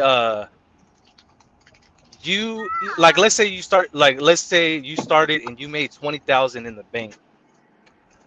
Even if you went and bought yourself splurged on yourself with a new TV or something, just that one item could bankrupt you. It could put you out of business. Yep, Be- yep, because you're not used to that kind of money sitting in your bank account. You think that you could see it or you could spend it. right. Hold on, You gotta know you got give me 1 second. yeah, but you got just to piggyback what you said. You got inventory. If you got payroll, you got inventory, you got taxes, you got the rental, the building rent fee, you got your licensing fees, you got your electricity for the building, the water bill. I mean, if you run it like a restaurant, your water bill, that shit's a lot. Your inventory is a lot. You got to keep shit restocked. You got to pay your insurance on it. You got to get business insurance, fire, flood, all that shit. So that you might have brought in 20,000, but you still in the hole like 150,000. You got to pay the loan back if you got finance, or even if you got capital, someone put the money up. You got to pay your investor. Like you don't really see a profit till after you weather that first 3 year storm. To the point where, to the point where after you deduct all your expenses, you still it's still enough with a nice surplus where you can start to take a little salary home. But the main point of that is that people that has that come from that business world, such as the people I know, my uncle and things like that, they're not easily fooled by a quick, gigantic profit because they're always looking at numbers. They're always looking at odds, probability. And the last thing they need is for someone to do some type of process for their business that's going to fuck up their normal operation. It's like a water flow. Their business is streaming, their operation is streaming one way. They don't want anything that they don't understand that's going to go against it.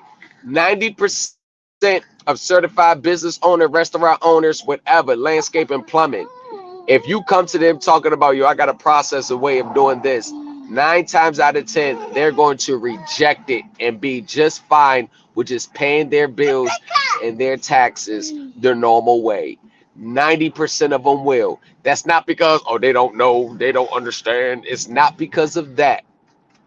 It's because, to be honest with you, what people don't realize is the type of results are that most people look for in these spaces. That's the equivalent of you hitting the lottery where there's a 1 in 20 million chance of being successful.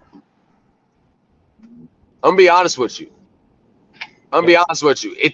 The results that people are looking for, they think it's just normal every day with this process because they're not looking at it from the outside in.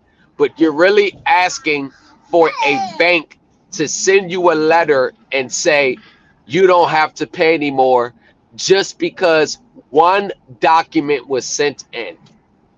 Are you serious?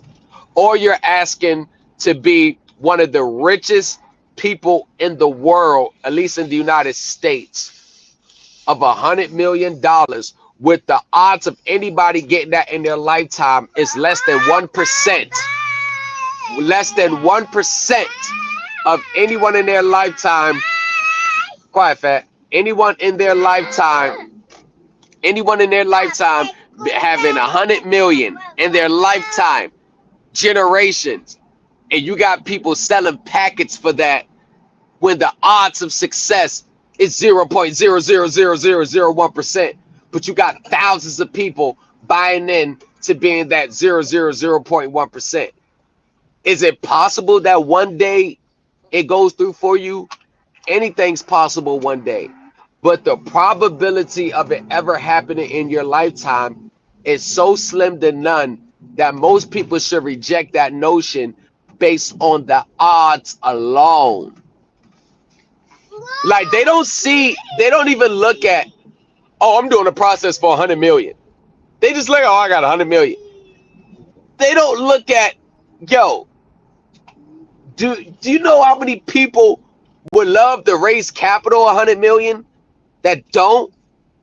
Like, the 100 million got to come from somewhere. And if the government is giving you 100 million out of their own property, a government account, why the fuck would they give you 100 million when they could easily just invest that and make securities and make a trillion off it? Like, that's the stuff that you got to be asking for. Why would they give me 100 million?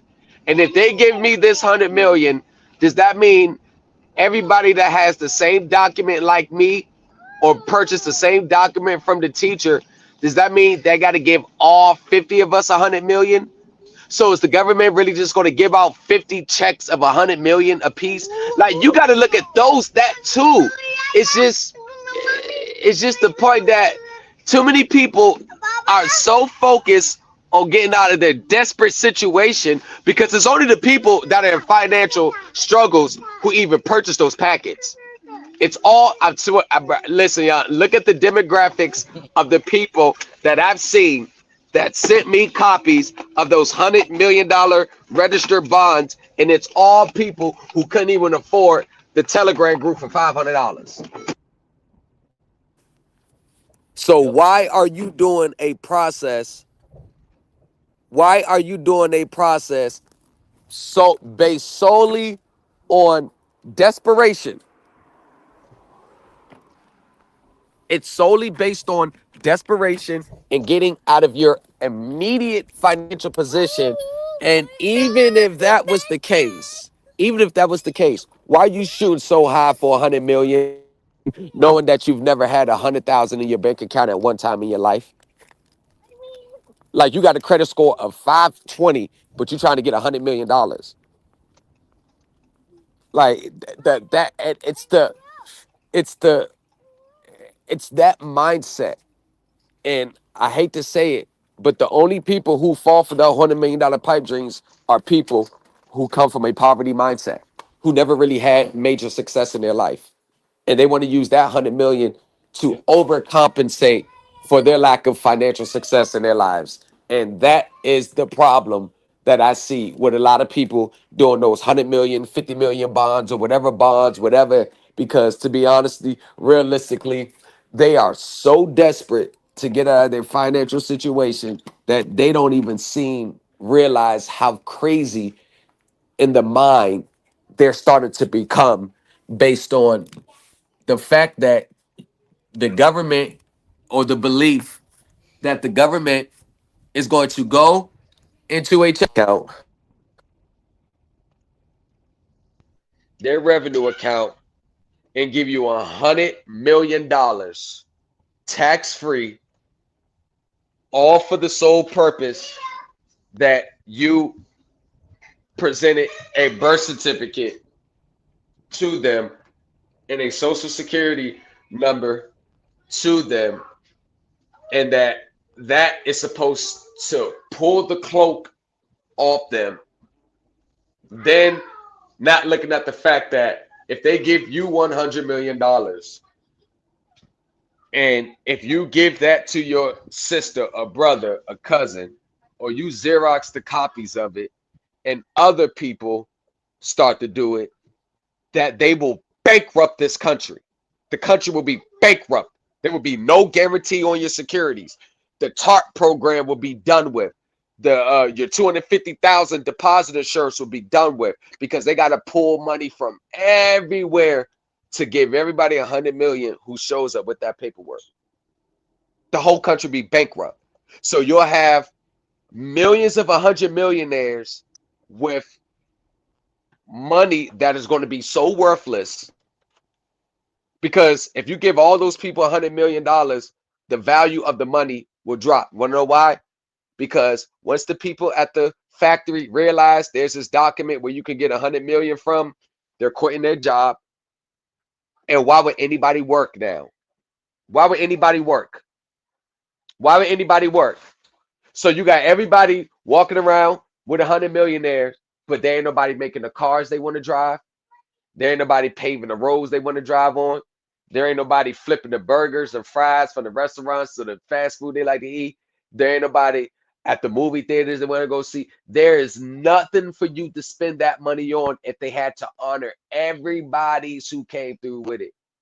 So, but they're so desperate that they refuse to look at it from that standpoint, because those type of people, anytime a hint of reality gets uh, introduced into the scenario, their mind is so focused on that desperation that they're going to ignore the reality, all for the purpose of ending the financial position in which their own financial irresponsibility put themselves in majority of the time.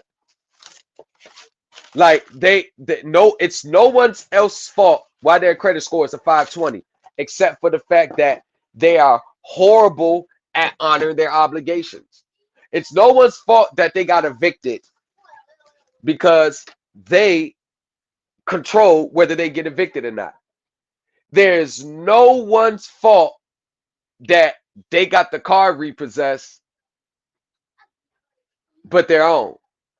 Like, majority of these financial woes are based on decisions that we make as an adult that are detrimental to our future.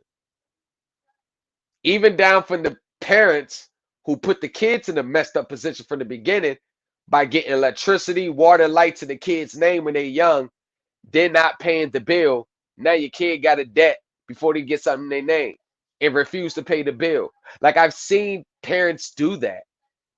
Use all their kids' social security number, get this in, don't pay the bill. Like, most people, they are so eager to get the goods and services, but when it's time to pay the bill on the services they voluntarily signed up for, it's always something. These are the same people who think they can manage $100 million when they can't even pay a consistent bill for 12 months straight. Like, it the the reality or the delusion that these people live in, this fantasy world that they live in, is so sad that you got to resort to a process that will more than likely never succeed in your lifetime. And you got to hang on to that dream more than face the reality of your life.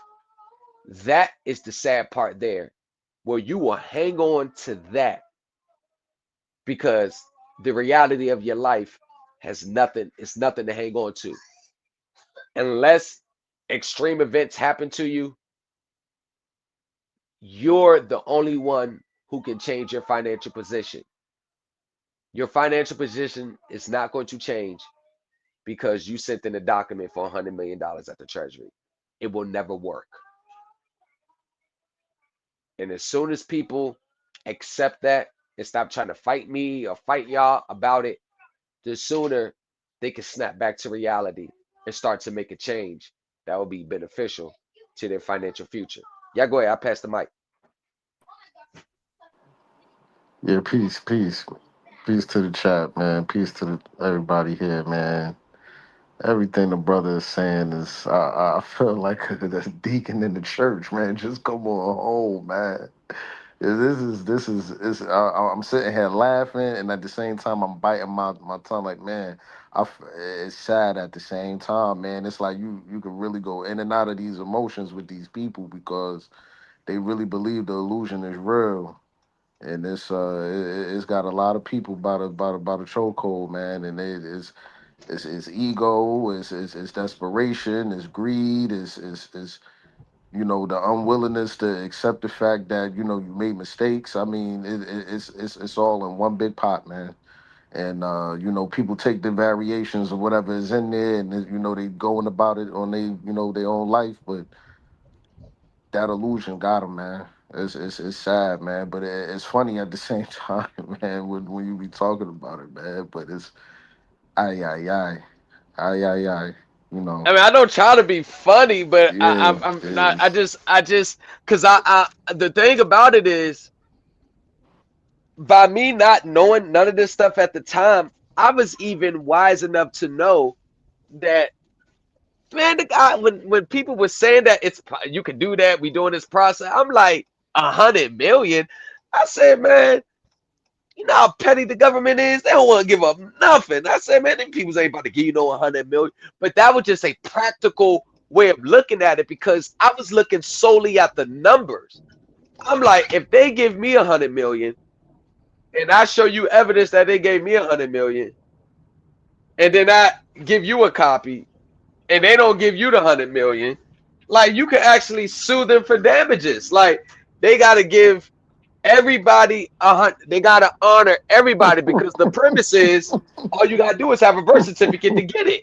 You see what I'm saying? So that they honor yours, they gotta honor everybody else's because everybody else meets the minimum requirements of having a birth certificate. there's no So way it's they're gonna just do that. right. Because I'm gonna tell you, man, I talked to a bank back in 2016, and that's exactly what it told me. He was like, yeah, man, if we honor this, we gotta honor everybody's. That's what he told me. But this one I was still green. You know, you honor this, you gotta honor everybody's. And that's true. They gotta honor everybody's. Or they could be sued. Like it's like, why don't they ever just look at the numbers and the odds? It's like the immediate situation can't be that bad where you really got to start to make yourself look crazy by pursuing these things that if you weren't in that immediate situation you wouldn't be doing. See, that's what I'm looking at it. Every time. I'm not looking at it from this is their way of life, this is their lifestyle, because that's not how they really think, that's not how they really feel, that's not how they really believe. Want to know why? Because if 20 million dropped in their account, they would abandon all this shit right now. They would get their cars registered, get their license Yes, plates, sir. insurance. That's so it's not that, and that's the point I point out. It's not Hmm? real. That it's not a real way of life. This is not something. It's not a game. These people are playing games and playing Russian roulette because if they had 20 million, they wouldn't be nowhere near these spaces. They will pay their bills, pay their taxes, boop, bop, bip. It's not like they're going to stand on it whether they had 100 million or $10.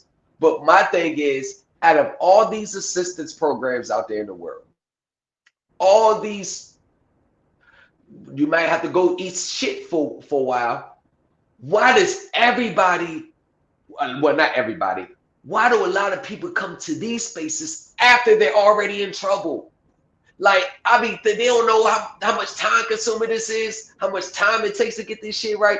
Why is everybody running over here like this is like the new unemployment? Hey, right? Yeah, like why? But Yeah, like this unemployment. ah, No, I'm just saying, like, Just why gotta is wait in this line, take a number, and it's right? eventually it's gonna come. Why is this the first stop though? Like, what is going through their mind that gets them to say, out of everything I'm facing in life, I'm going to try this big, grandiose process? Like, why is it these spaces? Why isn't it like unemployment, SSI, like government community assistance, like get some help? Why is it this? I don't know. And it, I think it feed their the- ego you a know the little answer. bit. You know the It- answer.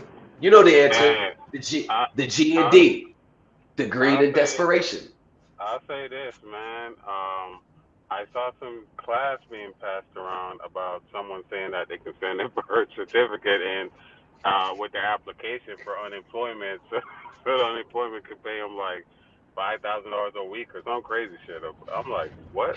They just never stop. yeah, So yeah, hey, yeah. I will say, But you And we know, gotta keep in mind it's still a hustle. but we I gotta keep in mean, mind this though. We got. I want y'all to all hustling. say I want all y'all to pay attention to what I always say. Look, this is what I always say. It's always a promise of free, quick money, big financial gain that you don't have to work for. You remember I told you that's the key right, pitch to get something right, for nothing. Like I told, it's Every always time. you don't have to pay your bill, don't gotta pay your mortgage, don't gotta pay your taxes, don't gotta pay your debt. Sit back, collect a check, get a free check. Don't have to work for it. Don't have to Yeah. go out there and make something out of yourself. Just sit back and let it come to you. It's teaching people to be financially lazy, financially irresponsible, and look, who are the most people with that mindset that will fall victim to it? It's the poverty mindset. Always a victim. Always want something for nothing. Always want free benefits. If it ain't this, I guarantee you, the same old people in these spaces with that mindset, they got every assistance known to man. They got TANF, they got food stamps, they got welfare, they got SSI for all the kids, they got medicals, they got their vouchers for the daycare, they got their motherfucker vouchers for the house. I mean, they got all the benefits. Now they over here trying to get like, come on, man. That's true. yep. It's never no And they always understanding. tell people No about understanding classes though. It's always get something for nothing. Financial gain for a little bit of money down front. Financial gain, this for free. That's the only pitch they have because those are the only people they know that's going to fall for it. But and those are the same type of people that when you know, like whenever you're at work and they're like, yeah, man, after this turnaround is finished, I'm gonna go file for this and I'm gonna do this. Like they always got some type of scheme instead of right, just saying, hey, I'm gonna go back to school, I'm gonna get some type of skill that's needed in the workplace so that I can get paid the 100,000 or whatever the amount is that you're wanting to make a year. They don't want to do that. They just want to come up with some type of scheme to like that's it. scam somebody or get one up on somebody, and they think that that That's is it. okay. And get And it's something for like nothing. whenever you hear these people's stories, they're like, "Yeah, man, I was behind 5 years. I caught a body." I'm like, "Damn, what are you people doing out here in the world? Like, Uh-huh. I barely had a tax debt. That's all I had." And these people are right. like, they got like 10 felony case. Like, dude, they got Yeah, so much bro. that they've been doing bad on, and they just want it to be wiped away with the snap of a finger in 30 days. Yeah. And I met one guy. This is horrible. He won't use Yeah. his social security number at all because he believe in all that fucking solipsism and nonsense. He's struggling. The shit that he needs help to help him out, and he meets the requirements. You know, say if he wanted to get like a $500 credit limit or something, like he got a job and everything, he would not use his social, bro. So he living paycheck to paycheck. His job not paying him that much to where he can, or let's just say, I don't know what his expenses is. He might be just living and paying for shit on the craziest, stupidest way, like buying templates every other day he gets paid. But he's at the point, bro, he would not use his social. He's not trying to apply for anything. Until this day, he's still sending shit to the IRS, hoping for that magical refund. He's like, don't worry, But it's no, coming. but that's the thing. That's I'm glad you said that because they all think it's coming. So in the meantime, they're not building up their credit. They're not taking out debt, paying it back. They're not building up their financial bank account. They're not doing nothing. I told you, what does this spaces teach you? How to be financially irresponsible, how to be lazy. Like they, ever since they feel that thought or that thought hit their brain that turned into a belief system that they're going to get all this money, they start thinking about how they can make up for all this right here when that comes. So they'll be like, all right, that's cool. My credit score, I ain't paid this debt. Or they charge, don't worry, when I get this check, I'll pay it all off. Or don't worry, damn, I got put out. Don't worry, when I get this check, I'll do this. Or don't worry, by the years going by, they're getting older. And then you start to look back at their portfolio. They stop working or they're paycheck to paycheck. Their daily lives is not increasing because they're sitting back waiting on this check.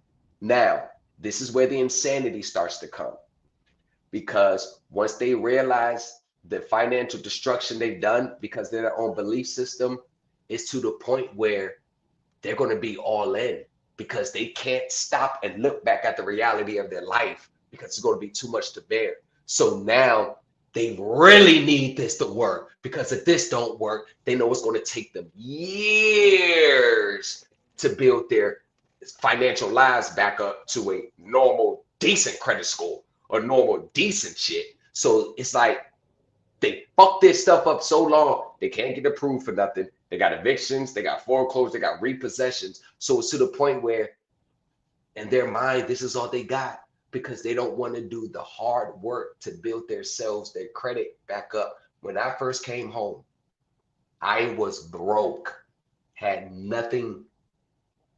In 3 years, I worked myself all the way up to make up for those 8.5 years I missed. Do you think I was waiting on a treasury check that whole time? No, hell no. There are other means to make money outside of that shit. When that I, comes, mean, I that was comes. busting my ass, yeah. And Yeah, my boy was grinding. my big break came when I got that big lump sum. I took the 40,000 and purchased that timeshare, like the mortgage. I purchased that, and that was probably the best investment I made to this day. I had to sacrifice it. My wife thought I was crazy. She's like, "Damn, we ain't got nothing left." I said, "Don't worry, man. It's going. Come on, me and B, it's my stepdad. We got a good plan. Don't worry, it's gonna come. Don't worry, we're gonna start seeing our dividends." That very first call, hey, got someone renting it out for 5 days. The very first business deposit, and then call ring again, then call ring again. I said, "Oh shit, pops! Damn, we closed this. Damn, they renting it out for this much. Damn."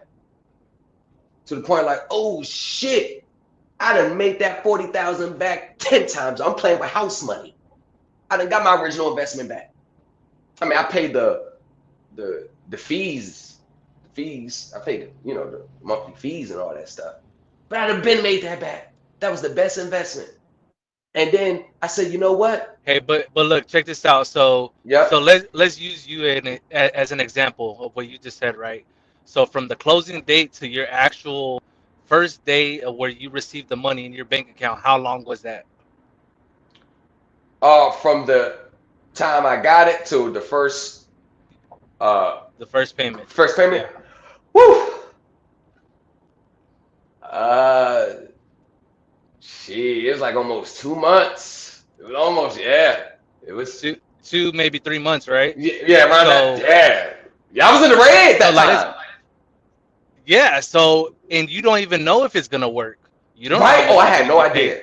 Nope. Yeah, so imagine someone else in these spaces, if they would have got that 40K, do you think they would have sat around for 3 months? No. No, no, no. They wouldn't. No. It wouldn't be worth it Okay. because they've never had that. They've never talked to anybody that could explain that type of feeling, and that's the rush that they don't understand.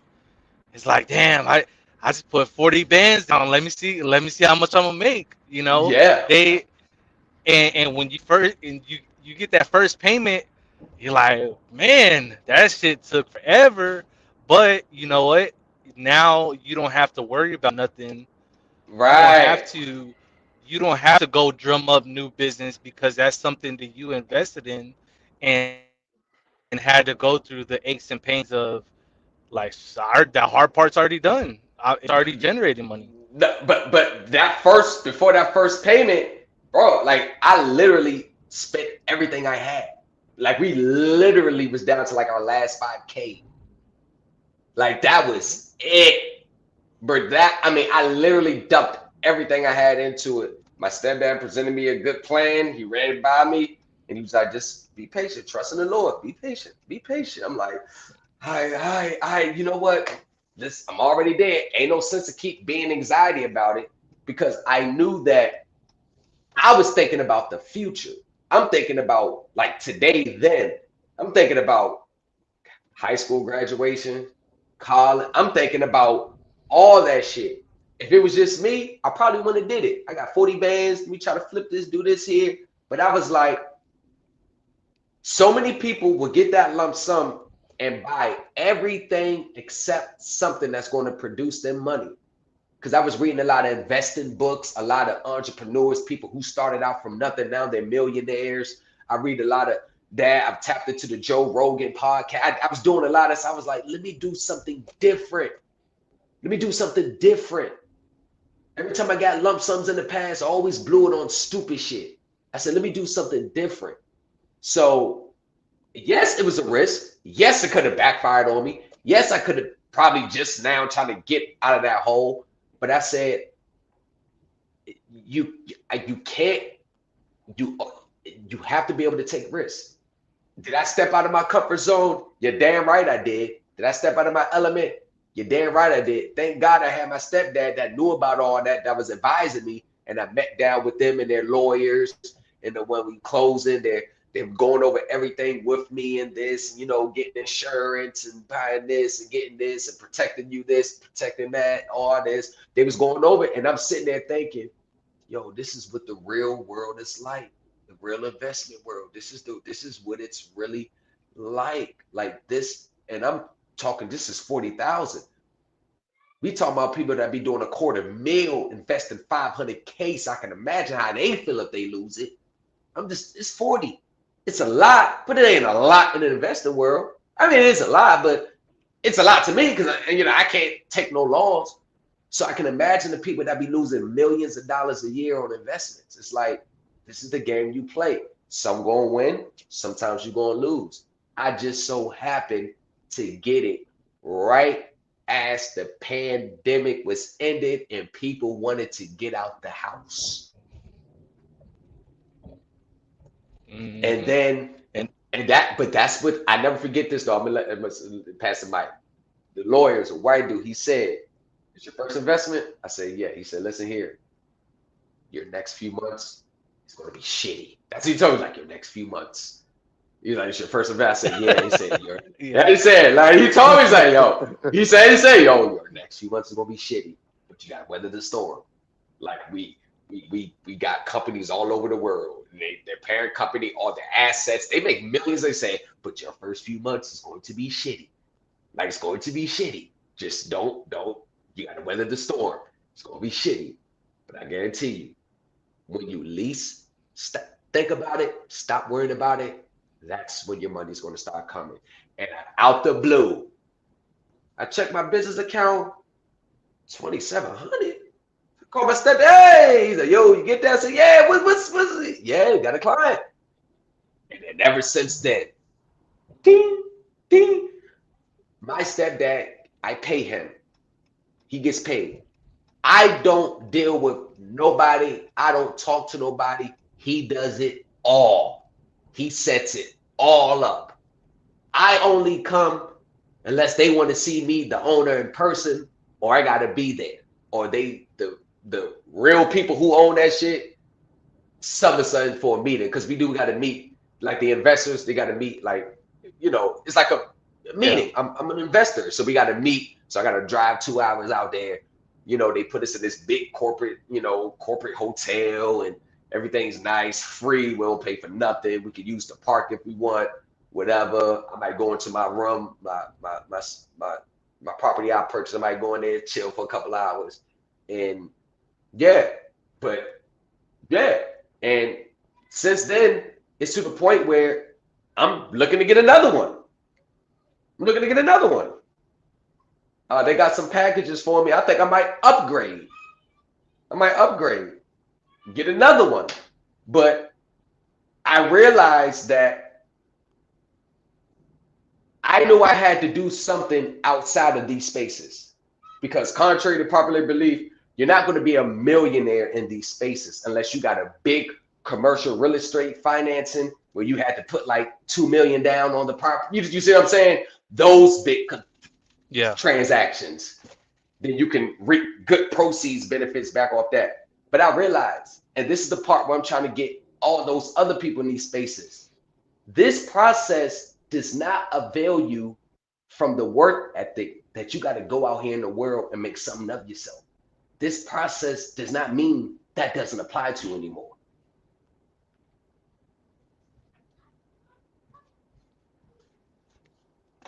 That's all. I mean, that's all. That's what I've been trying to tell them. You're not going to be 20, 30, 40, $50 million rich with this. It's not going to happen. And then it's like, what are you gonna do with all that money? A lot of people don't know what the fuck to do with fucking $100,000. You give a lot of people $100,000 that never had it, they're not gonna know what the fuck to do with it. Look at the COVID. Look what happened. They got a little 1,500 and little PPP money, It's and they gone in went two broke. days. Gone, Gone in two bro. days. Gone.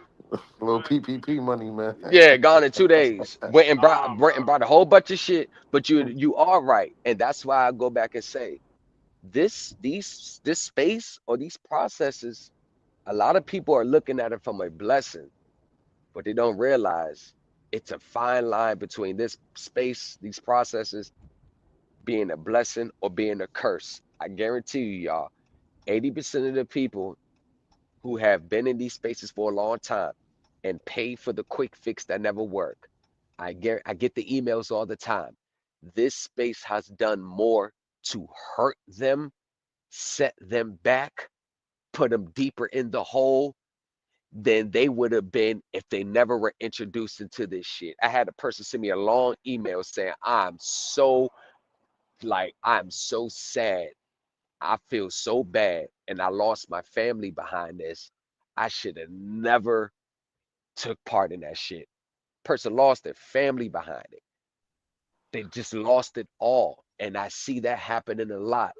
People come in through the door, not the bank is maybe willing to foreclose, but willing to open to negotiations. They still have their home. After they get involved in these spaces, they don't have their home anymore. Like everyone that I've seen that followed down that path, they always lost way more than what they gained out of it. And Hey that's man, I can unfortunate, vouch on man. that That's personally. unfortunate, man. Yeah, I can Who's it vouch on that unfortunate personally. for? But who's unfortunate? Who's it unfortunate for? For the No, people but you. believing in that illusion, man. Oh, yeah, yeah. But yeah. If you gonna fight something claw and nails and tooth like that to the point where you lose your house, you probably sleeping out of a car now. You probably getting hotels. Like, nah, man, you should have been able to realize that way before that.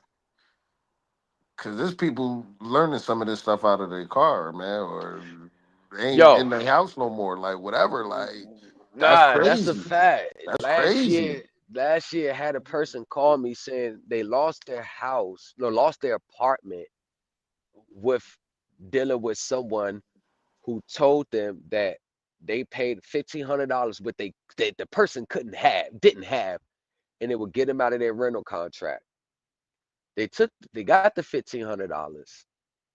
They didn't get them out the rental contract. Then the person lost their job. And then after they lost their job, they went deeper into it. So now you got, Mm, I got a process where I don't have to pay my rent anymore, mixed in with I can't even afford my rent anyway. What do I have to lose? But the fact that, so you'll see that a lot. You got people that yeah, can't afford man. to pay, can't afford to pay it anyway. So now they have a real reason not to pay instead of looking at the fact that they can't afford to pay. So what end up happening is this person was sleeping out of their uh, car with their kids and was trying to do the process or whatever to recoup, the birth certificate or whatever, just so this person can get a hotel for the kids. I was Man, like, that's crazy, oh man. my God. No, That's, I don't know if they were lying. I mean, the events was so in detail. I don't think they were lying, man. The email was super long. They typed all that. Person was probably crying while they was typing the email. I said, you know what? It's to the point where it gets like this. I didn't know. Maybe, maybe not. Maybe it was deployed. Maybe not. When he said sleeping in the car with the kids, I'm like, man, that ain't no way for nobody. If you're not lying, that's what I said. If you're not lying, that ain't no way. You know what? I yeah, gave the person five man. hundred dollars. Yeah, I gave that person $500. I just cash out it to him. I said, yo, this process is the least of your worries right now. I swear to God. I just gave the person $500. I just gave it to him. Yeah, And it man. was at the right time where I had a surplus, so I wasn't losing that 500. But I made it right back because someone ended up getting something from me right like 2 hours later. I gave it right back, but made it back. But it's to the point where this person was so at a point where it was like, there's nothing I could have done for you that would have helped you besides just give you. I just gave the person the money. I said, here, Bro, they go be get you a rum gone. for They be yeah. gone, bro. I said, yo, Like, yo, go. these some of these people, yo, they be gone. And they really be sipping that sovereign juice, man. They be thinking it's going to hit. It's only a matter of time. If it don't work this way, I'm gonna go. I'm gonna try this process. I'm gonna try that. I'm gonna try everything. Matter of fact, the hell, I'm gonna mix them. I'm gonna do something. I know a couple codes now. I But mean, don't bro, drag the kids in it it's though. That's the part that gets me. The man, decisions that you make are affecting your kids to the point where your kids are homeless too. Now, I get it. man, That was a bad move to pay that $1,500. That was a bad move. That was a bad move. And the person paid Tamika. It was Tamika. It was Tamika. mm, And mm, it mm. was a bad move. And then this is how low. Tamika wouldn't even give the money back, knowing the situation. She wouldn't even give her the money back, That's wild. knowing the situation. Wow. Wouldn't even give the money back. That's Wow. sad and petty, man. Sad and petty. Petty as fuck. You wouldn't even give them at least half of it back. And she wouldn't even Aye, give aye, that person a dime back. I said, yo, and I was under no obligation to give that person $500. I was under none. But guess God put it on my heart in that moment. I don't know. She must caught me at a good day. I could say, or I had a surplus, but I don't know. Something just told me just be nice to her. And my wife was on my line too. She the one that was like, "Oh, she needs help." I said, "Man." First I was like, "Man, shit, you want to look at some shelters for it or something?" I don't know. But she was on the waiting list for that. She was on the waiting list for all that. So, she was taking steps to get her stuff back on order, but she was under the impression that I knew something like I could file immediately, basically around her kids and stuff. I was like, even if I was, man, it's not going to help your immediate situation right now. You need something now. Like you need some financial assistance now.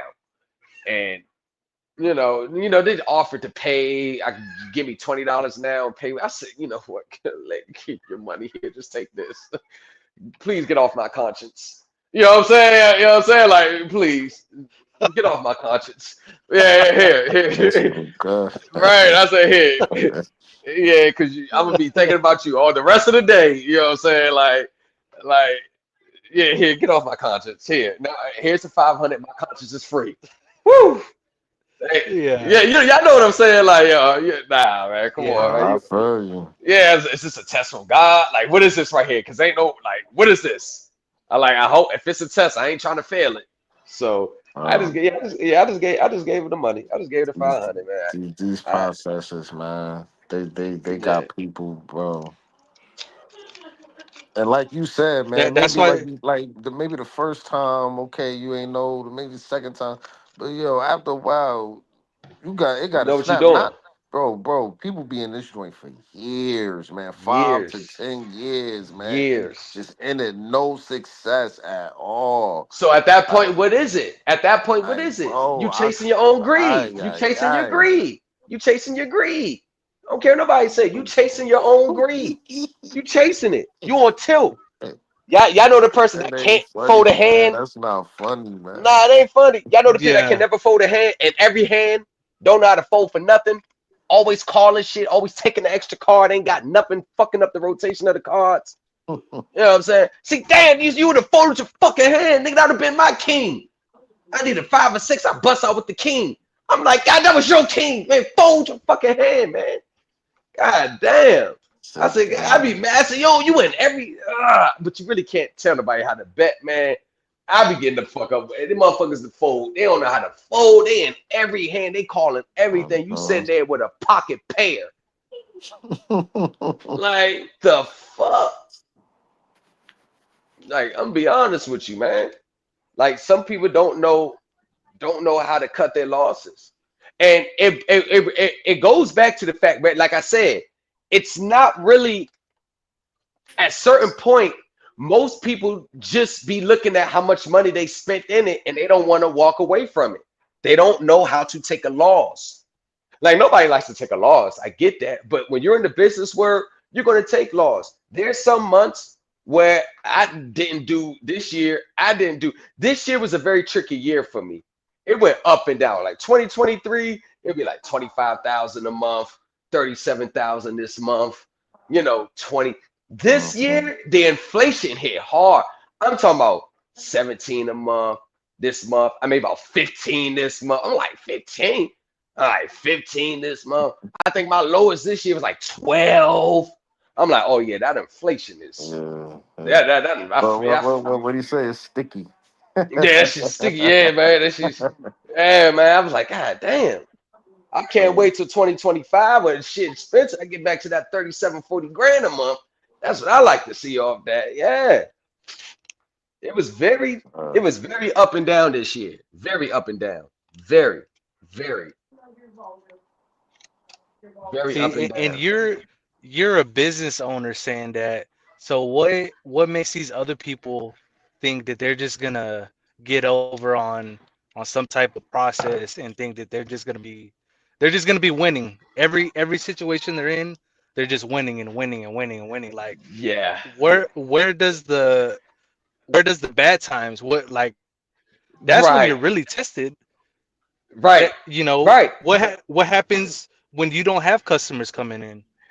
Right. What are you gonna do? That's a That's the fact. part of being an entrepreneur and That's a being a fact. business owner, That's a fact. is you got to be able to know. Weather the Sounds like You storm. you got to need you wear critical so many thinking. hats in business. Yes.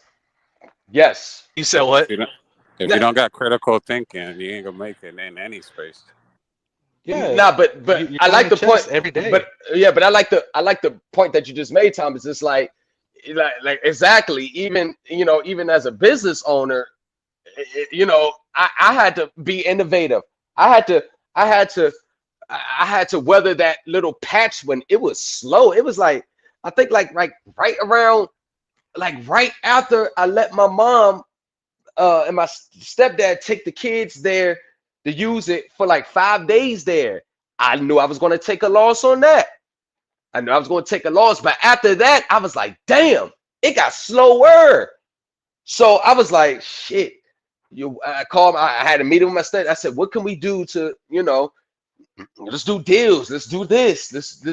Let's you book now, you get a free night. You know what I'm saying? Shit, like you gotta be able to weather the storm. And I know that there's never going to be a great month all 12 months. And that's just regular business. So that's the point that you made, Thomas. I was trying to tell people. They all think it's going to be equivalent to y'all know the whole story. Y'all know the whole story. You're down 4-2, grand slam, three balls, two strikes, bottom of the ninth, two outs, last pitch. And every situation is a grand slam to win a walk-off home run in the World Series. That's what they think of these processes because the amount of understanding and all the nuances and the optics, when they send a process in, that's the equivalent to the situation, the World Series situation that they're being put in. Because that's how the low the odds are.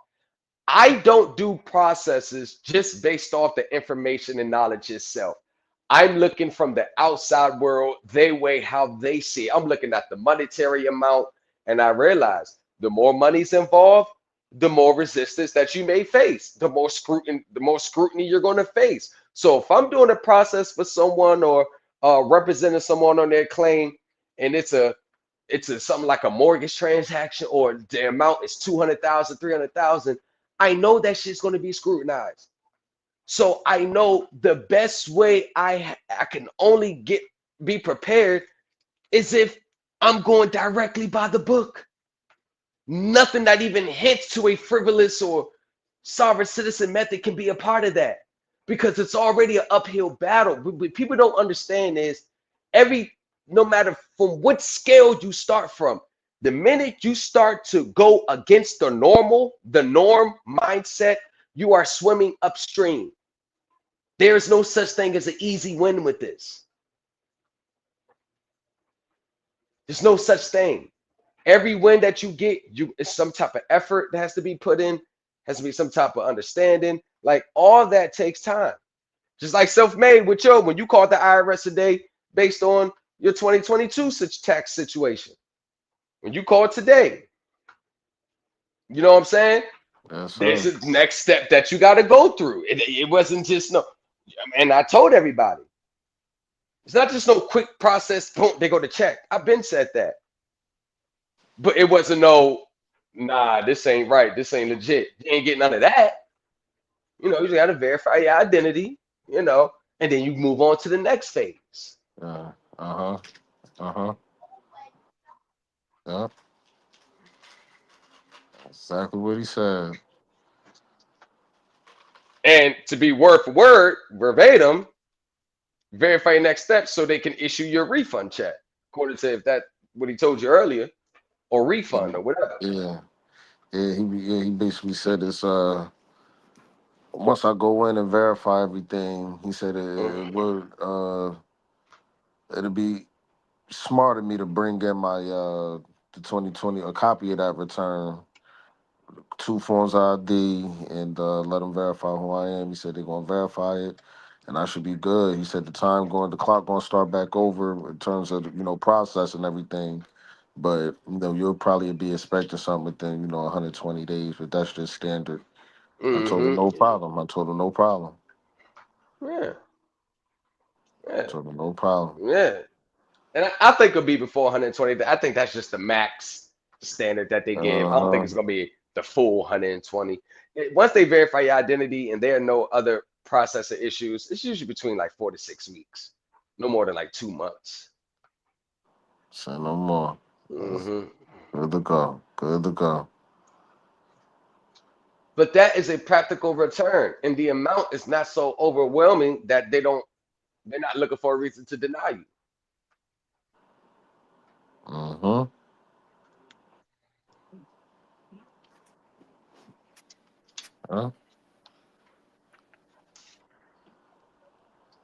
He mentioned nothing about anything was wrong or anything. He didn't Say say it anything again. that said he didn't say nothing along the nature of the claim was erroneous or frivolous or anything like that. Just okay, I verify who you are. Okay, this is where you are.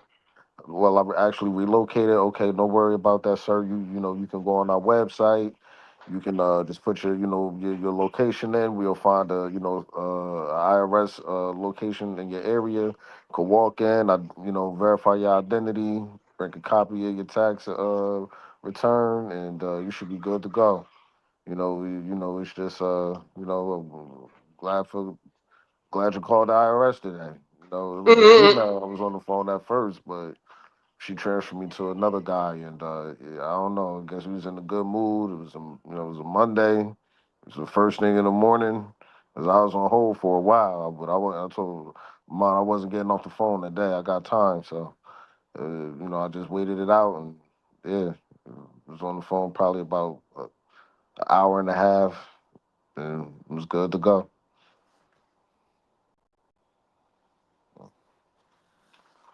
But yeah, everything the brother is kicking. I mean, I hope y'all is definitely the accountant, man. You got to know that where it's coming from and where it's going. All of these so-called claims and processes with any type of amount of money that you claim, and if you can't prove where it came from or where it's going, how it's going there, you got a lawyer or something to back you up, then you might as well just put it down and go back to the basics and start studying a little bit more and try to go about it the right way because those processes, man, like we was just saying earlier, they got a lot of people Mm-hmm. in more detrimental situations like losing your actual apartment or your Mm-hmm. house or your car, your credit card getting cut off. Like that's just now you need that. We need that. We grown adults. Everything that we Yeah. have earned and attained in life, we need all of that. So having it Facts. taken, after you work for it, however you get it, I don't judge nobody, but once you got it, it's yours. You earned it. You got to keep that. Don't let nobody take nothing from you. And a process or a quick way out of it. It might sound good, but if it don't work after that first time, second time, you need to raise your eyebrows and start locking in with somebody that's really into a law, meaning a lawyer or a law firm, somebody that Mm-hmm. really studies this stuff or really knows this stuff is accredited, and pay the fee, that fee, because Mm-hmm. a lot of these gurus, man, they shuffling packets and classes and Mm-hmm. just trying to make it look good, sound good, cater it to your Mm-hmm. situation, maybe, but Mm-hmm. it's not going to hit, and that's what everybody is there for that so-called money that's out of that trust, from the birth certificate, however it came from, but But yeah. after I read that, after I read from the congressional record from the Ways and Means Committee from March 2nd, 1943 to March 5th, and when they said if the corporation is the obligor to the individual, how does the individual get his return? I mean, refund. They said if the corporation is the obligor to the individual, then the individual will attach his receipts that he got from the corporation to his return. Then he said, what if it's a tax exempt corporation? The individual will attach his receipt to the return, and if it's under $50, the bureau will just refund them. And today's, if it's under 2,000, the bureau will just refund them. Meaning it's so low, they don't even want to waste time on researching it and allocating the agent to research it. They'll just take your word for it. But if it's over $50, the bureau will wait for the corporation to send their returns and their receipts, and they're going to compare the receipts of the corporation to the one the individual got. If it's over $50, that's what they'll do, which is 2,000 today, and then the the bureau will pull the credit from the corporation's tax return to refund the individual. There's no problem there. Everybody gets paid. So with that saying, the government was saying that in the case of a mortgage, auto, credit card, whatever, the only way you're going to get a refund from your proceeds, from your receipts, is they're going to pull the credit from their corporation's consolidated tax return, they're going to pull the credit from their tax return and refund the individual. The fact that that is black and white from the Ways and Means Committee, 78th Congress, volume 89.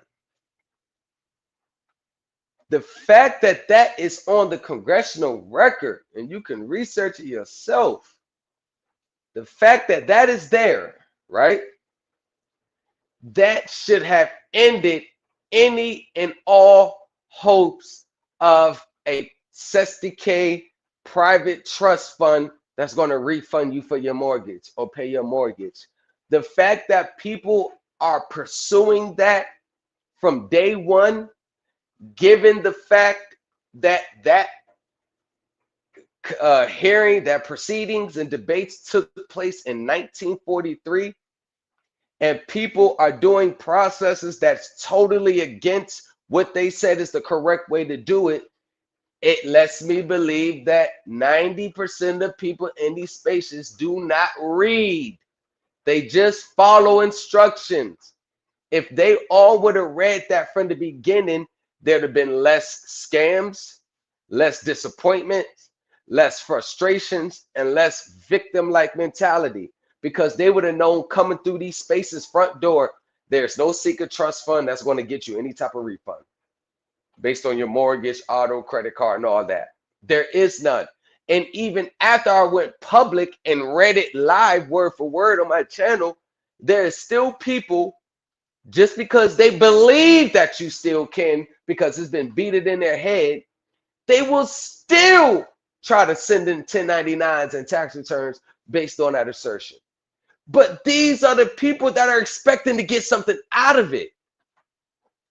Like, if you know that there's no trust fund that's going to refund you, why do they still try it? And people that went to prison behind it, got prosecuted behind it. I read the court cases for that. Why do they still try it? That's the question I have. Like, why would they still try it? Like, I don't get the mindset. If they're saying, no, you can't do it this way, like, what makes you still want to do it that way?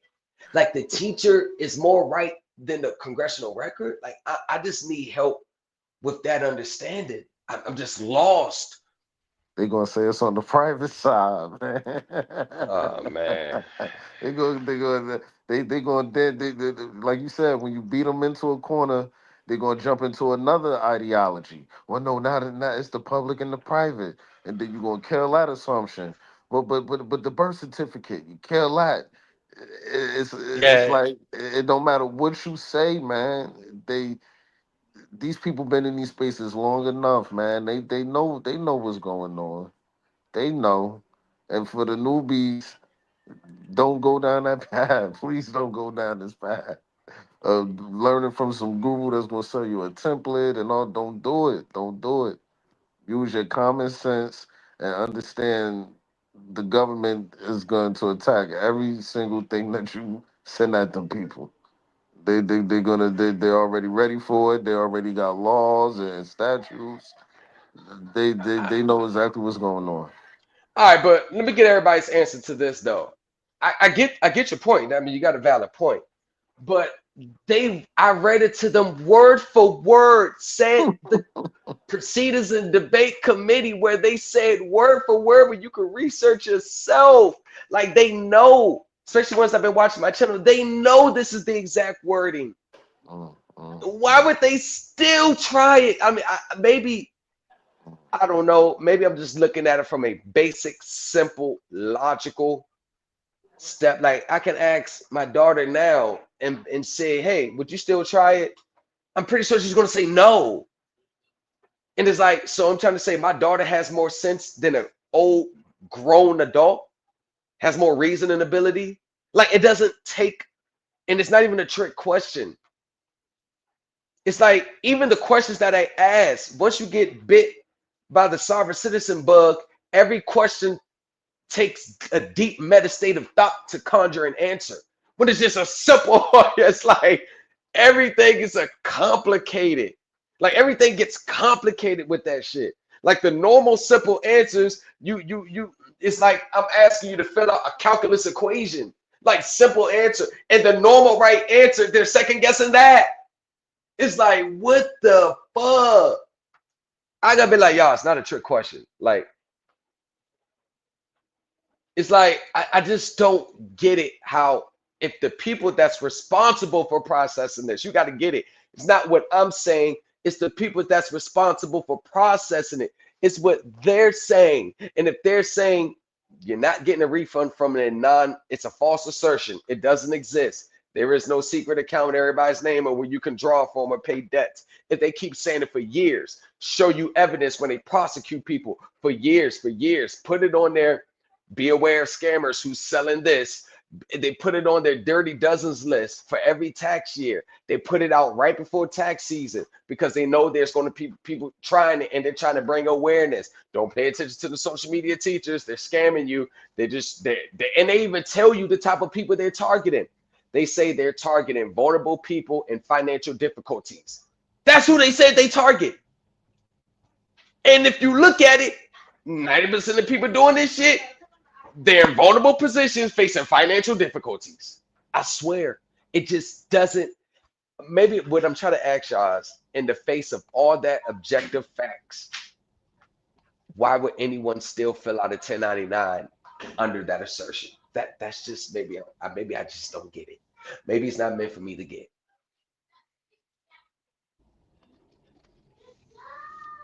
Now, I was saying this earlier about the like in 2016 when they had the conspiracy theory boom and they had the QAnon, and a lot of these people they create a monster that the government's out to get them. Like, oh, it's on the private side, and nah, they're just saying that, and it's like, what kind of demons are you fighting every day to be going out into the world thinking that people are after you? Like, that's not even healthy to be living like that. No, that's a cool question. Like, yeah, what are you after? Like, what's going on in your mind that I swear to God, the government is not waking up in the morning saying, how can we make self-made Thomas Harrington, Thomas Legacy, and Tony's life a living hell today? I swear to God that they're not waking up thinking that. They're not waking up saying, how can we personally target them today? I swear we're not on their list like that. I swear, I'm pretty sure they got more people to target. Like they're not really worried about us. But I just Just a don't. lot a I lot of just people are living with trauma. yeah. I mean that's it. But I guess it just boils down to you spent so much time and energy on this belief system, and then someone shows you undeniable, viable facts and proof that your belief doesn't exist. I think that's just the acceptance part. I think they're having a hard time accepting that reality. Yeah. That's what I think. It's probably just they just can't accept it that Yeah. because you gotta remember they tie their future and their hopes and their dreams into that secret treasury trust fund account. Like they really be spending that money in the head. Like they really Yeah. be spending it. I I think would be that's what it really, is, man. That money, the money. yeah, yeah. I would The, be upset if I got beat for $4,000 to pay the build a trust, and then I get on YouTube and some dude's talking about, oh yeah, I just got beat for 4,000. I'll be like, I'll be upset for like a good week. I ain't gonna lie to Yeah, you. yeah, I would too. And I would hmm now Yeah. no, and I think that's where a lot of people's resentment comes against me is because I probably pointed out process that they just probably paid for or just sent it off and wait for a response. And then they click on my channel and I talk about the same thing they just sent off saying, oh yeah, they tried this 15, 20 years ago, that didn't work. It's more like a shock. It's like they weren't expecting that. It's like you just come out the blue. It's Hmm. like they was not prepared for anyone to speak on the same process they just paid for that, and then showing evidence that is fraudulent. It's like, damn it. It's like, why did you say something? Let me sit in my dream. Yep. They're killing them dreams, man. But it gotta happen. Got to. It's like here locally, right? When you go to the flea market, they be having these vendors. They sell the fake Jordans. So you go up Yeah, in there and you spend like 250, 300, thinking you got some exclusive heat, and then you get around your buddies and they're like, "Man, did you get those? You just got those J Rocks? Those those ain't right. even come out yet." Yeah, right. They probably be like, So yo, you just got listen, that. You just got that from the market down the street. Ah. yeah, They yep, just be got me like, for nah. 350. They be like, nah, Yep. I ain't get it from the market. You did. I just seen them same Yeah, Jones they in the do market. Them that. Jones fake. That's why I ain't get it. Nah, I ain't get it from Hmm. there. Hmm. Got the That's why people be deals. lying about process. They be lying to me Some about people be trying to processes that fight they you. did. Yeah, oh yeah, they mad. Oh yeah. You somebody try to fight you because like it's being taken as you put them on blast, bro. It's gotten so sad, Hmm. y'all. People used to lie to me about processes that they saying they didn't do when I know they did it. They be lying like I ain't do that. So you ain't sent nothing off before. Well, I did something a while back. Okay, then why didn't you say so from the beginning? Like yeah. It just be, and I'm just like it's a reason why the success rate is still so low. But It's I the think reason that why. showed the greed in it too, because again, they knew they was trying to get some money at the send something into the IRS on the straw man behalf or whatever they think they doing on the trust or whatever. Nothing happens. Now they come in the great in your graces, and then they trying to act as though they didn't do it, but still trying to Right, get the same situation up out of you. These people know what right. they doing, man. They And that's they what I they said. they they That's paying. why I don't give them all sympathy. They know what they doing. They play that victim card as a way to mask their true intentions. I know they ain't got me fooled. They ain't no goddamn victims. They know exactly what they doing. They know exactly what they paying for. They know exactly what the fuck they doing. Ain't no hapless victims and I don't know. Nah, they know exactly what they doing. The only thing is they don't like the results. So instead of taking the accountability and being upset at themselves, they want to scream scam. They want to scream this. Because I guarantee you, if they just would have asked a few qualifying questions, made them prove that they were personally successful before they sold it, black and white evidence, just the way Dan laid down what the business owner would say, if they would have went through those steps, and I'm gonna make a list out of that. What you said, I'm gonna go back and watch this and clip it and make a list out of it. These are the questions you need to be asking before you. Right, right, right. Or they need to clarify that I have not Hmm. had personal success with this first, but this is what I came from the regulations. These are the proper regulations garnet. I would be cool with that. Hmm. At least you got the proper foundation first. At least you got the right codes and right statutes interpreted. That's just as important as the execution. Having the proper codes and having the proper interpretation of them, that's just as important. That's just as important. That gives you the authority.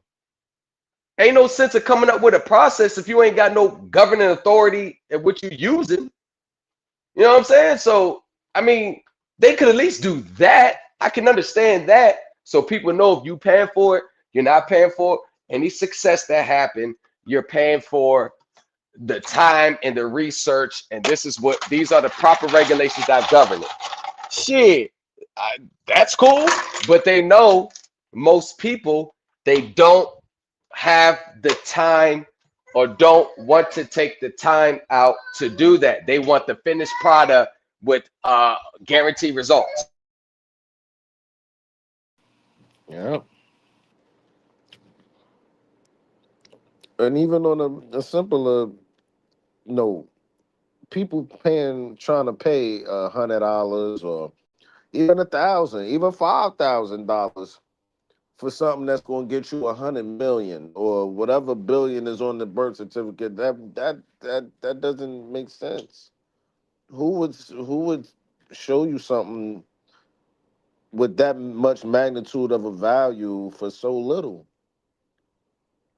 Like who and they don't know you from a can of paint. Never met you. Never. You just graced upon them on the internet, and now they're gonna help you do it for a fee. You gotta think about that.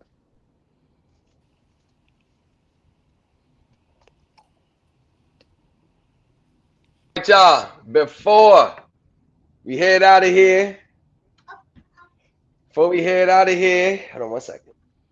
Give y'all final thoughts. I'll give y'all final thoughts, and then we gonna head out. Y'all keep studying. Don't believe the hype. It's not all cracked out to what it's supposed to be or what they make it seem. And just keep grinding. Reach out to somebody that can show you proof of whatever it is that you're seeking, and pay it. There's nothing in life that's gonna be free. If it was easy, everybody would do it. And just keep grinding. Yeah, man. What That's exactly what good. Thomas just said, man. That's perfect, man. That's perfect there. And I just want to end with I know that they all say this is for everybody, but I am of the belief that this is not for everybody. Although a lot of people think this is for them. It takes a certain level of IQ, being able to read between complex laws and terminology, some background in this stuff, or if you don't have legal background in it, extensive amount of years and hours into it. Um, it takes a lot of discipline, perseverance, patience, which is one of mankind's weakest traits. We live in a instant gratification world where I give you this, I want something in return because we do barter and exchange every day. So it's kind of we're all kind of programmed. You know what I'm saying? You go to the store and pay $200 for a pair of shoes. You don't want to hear, all right, we're going to make it available to you in 2 weeks. Nah, you want your shoes now. You know how people get when they order a meal and they forget their juice. They running back in the store. Hey, I ordered this. I want, you know what I'm saying? So we live in an instant gratification world, and the that's why I say this is not for everybody because the traits that a lot of successful business owner who are self-made, that started from nothing, the traits that they display in those fields are the same traits that you have to display in this field. You have to be able to think on your feet. You got to be able to pivot once new information becomes made available. You got to be willing to drop your former belief system once new information is made available. People have a hard time letting go of what they believe because they have a hard time letting go of what they believe outside of this. So there's a lot of non-study reading factors that plays into a remedy. And there's just too many people that don't have those traits that will allow them to be successful. And I think they know that within themselves. That's why they always seek some form of a template or a finished product. Um, and even then, it's never the paperwork itself. It's always going to go back on the person executing it. It's always going to be you. It's not the template itself. It's always going to be who's executing it. And once people start to realize that they play a bigger part in their remedy, instead of giving all the responsibility on the teacher, that they play a bigger role than the teacher, I think things will start to change. But to be honest with you, I think 95% of the people are in these spaces should not be here in the first place. I don't think, and I'm not saying because I don't want them to have what they think they deserve, but there are a lot of people in these spaces who don't even have mortgages, autos, don't even have these type of consumer transactions. They're coming fresh off the let me get to some estate. And to be honest with you, I think this space and the lure of free money and services that you don't have to pay for has done more harm to people than do good. There's no way you're going to live in the United States of America and not have to work for your living or invest smartly in your living for your income. There's nothing that's going to come to you that's going to last long for free. It's not. Nobody respects anything that's free. They all respect anything that there's a price tag to. So, with that being said, I hope 2025 changes the trajectory of these spaces. I hope people get back to the real world and get out of la la land with their expectations. I hope people do get their remedy. I hope people who worked hard for it to get their remedy. Let me change that. Um, but in reality, all they're going to do is just find up new ways to market the same BS. I still think that the success rate may climb to 3% for 2025 just because the shakeup that's going down already at the IRS. Um, I expect to see a lot more successes out of my channel members and my Supreme Elite team members. I think there's going to be more this year than there were, I mean, next year than there were this year. But overall, I truly believe that um, overwhelmingly 97 to 98% would not be anywhere close to their remedy in 2025 than they were in 2024, than they were prior years before. And that's solely because of their mindset. I believe if people change their mindset, I believe that the remedy will start to make itself known to them and they won't even have to go chasing it. I think the remedy will stop running away from people who change their mindset and start drawing closer to them. Because as it stands right now, the remedy runs away from 98% of people in these spaces. They don't even realize it. So, with that being said, y'all keep studying. Think about having a members only this Saturday, having a members only live. I want to go over some accounting only for the members. Once we get to 1,000 subs, I will have a I'm trying to see whether I'm going to do a members only or not, but I will have a live class. I think I'm going to make that members only as well. A members only 1,000 sub party. We'll have a live class for members only. It's free. Just show up and we're going to go over some interesting things and continue to study, continue to persevere, continue to research. Do not neglect your daily responsibilities in the process. Don't neglect your financial obligations in the process.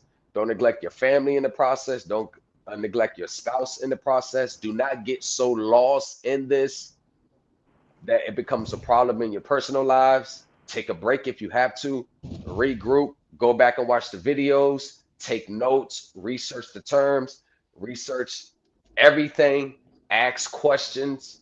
If they're selling something, ask questions, ask questions. And if they can't answer those questions or get mad at you for asking questions, then you go in the opposite direction. With that being said, I want to thank everybody for tuning in. Good discussion. Hopefully this was informative. I hope we open some people's eyes who's going to go back and watch this video later. But if not, hey, guess what? Still got to keep it moving. The show must continue. All right, y'all. Peace, Thank you for peace. showing up. Peace. All right. Good night.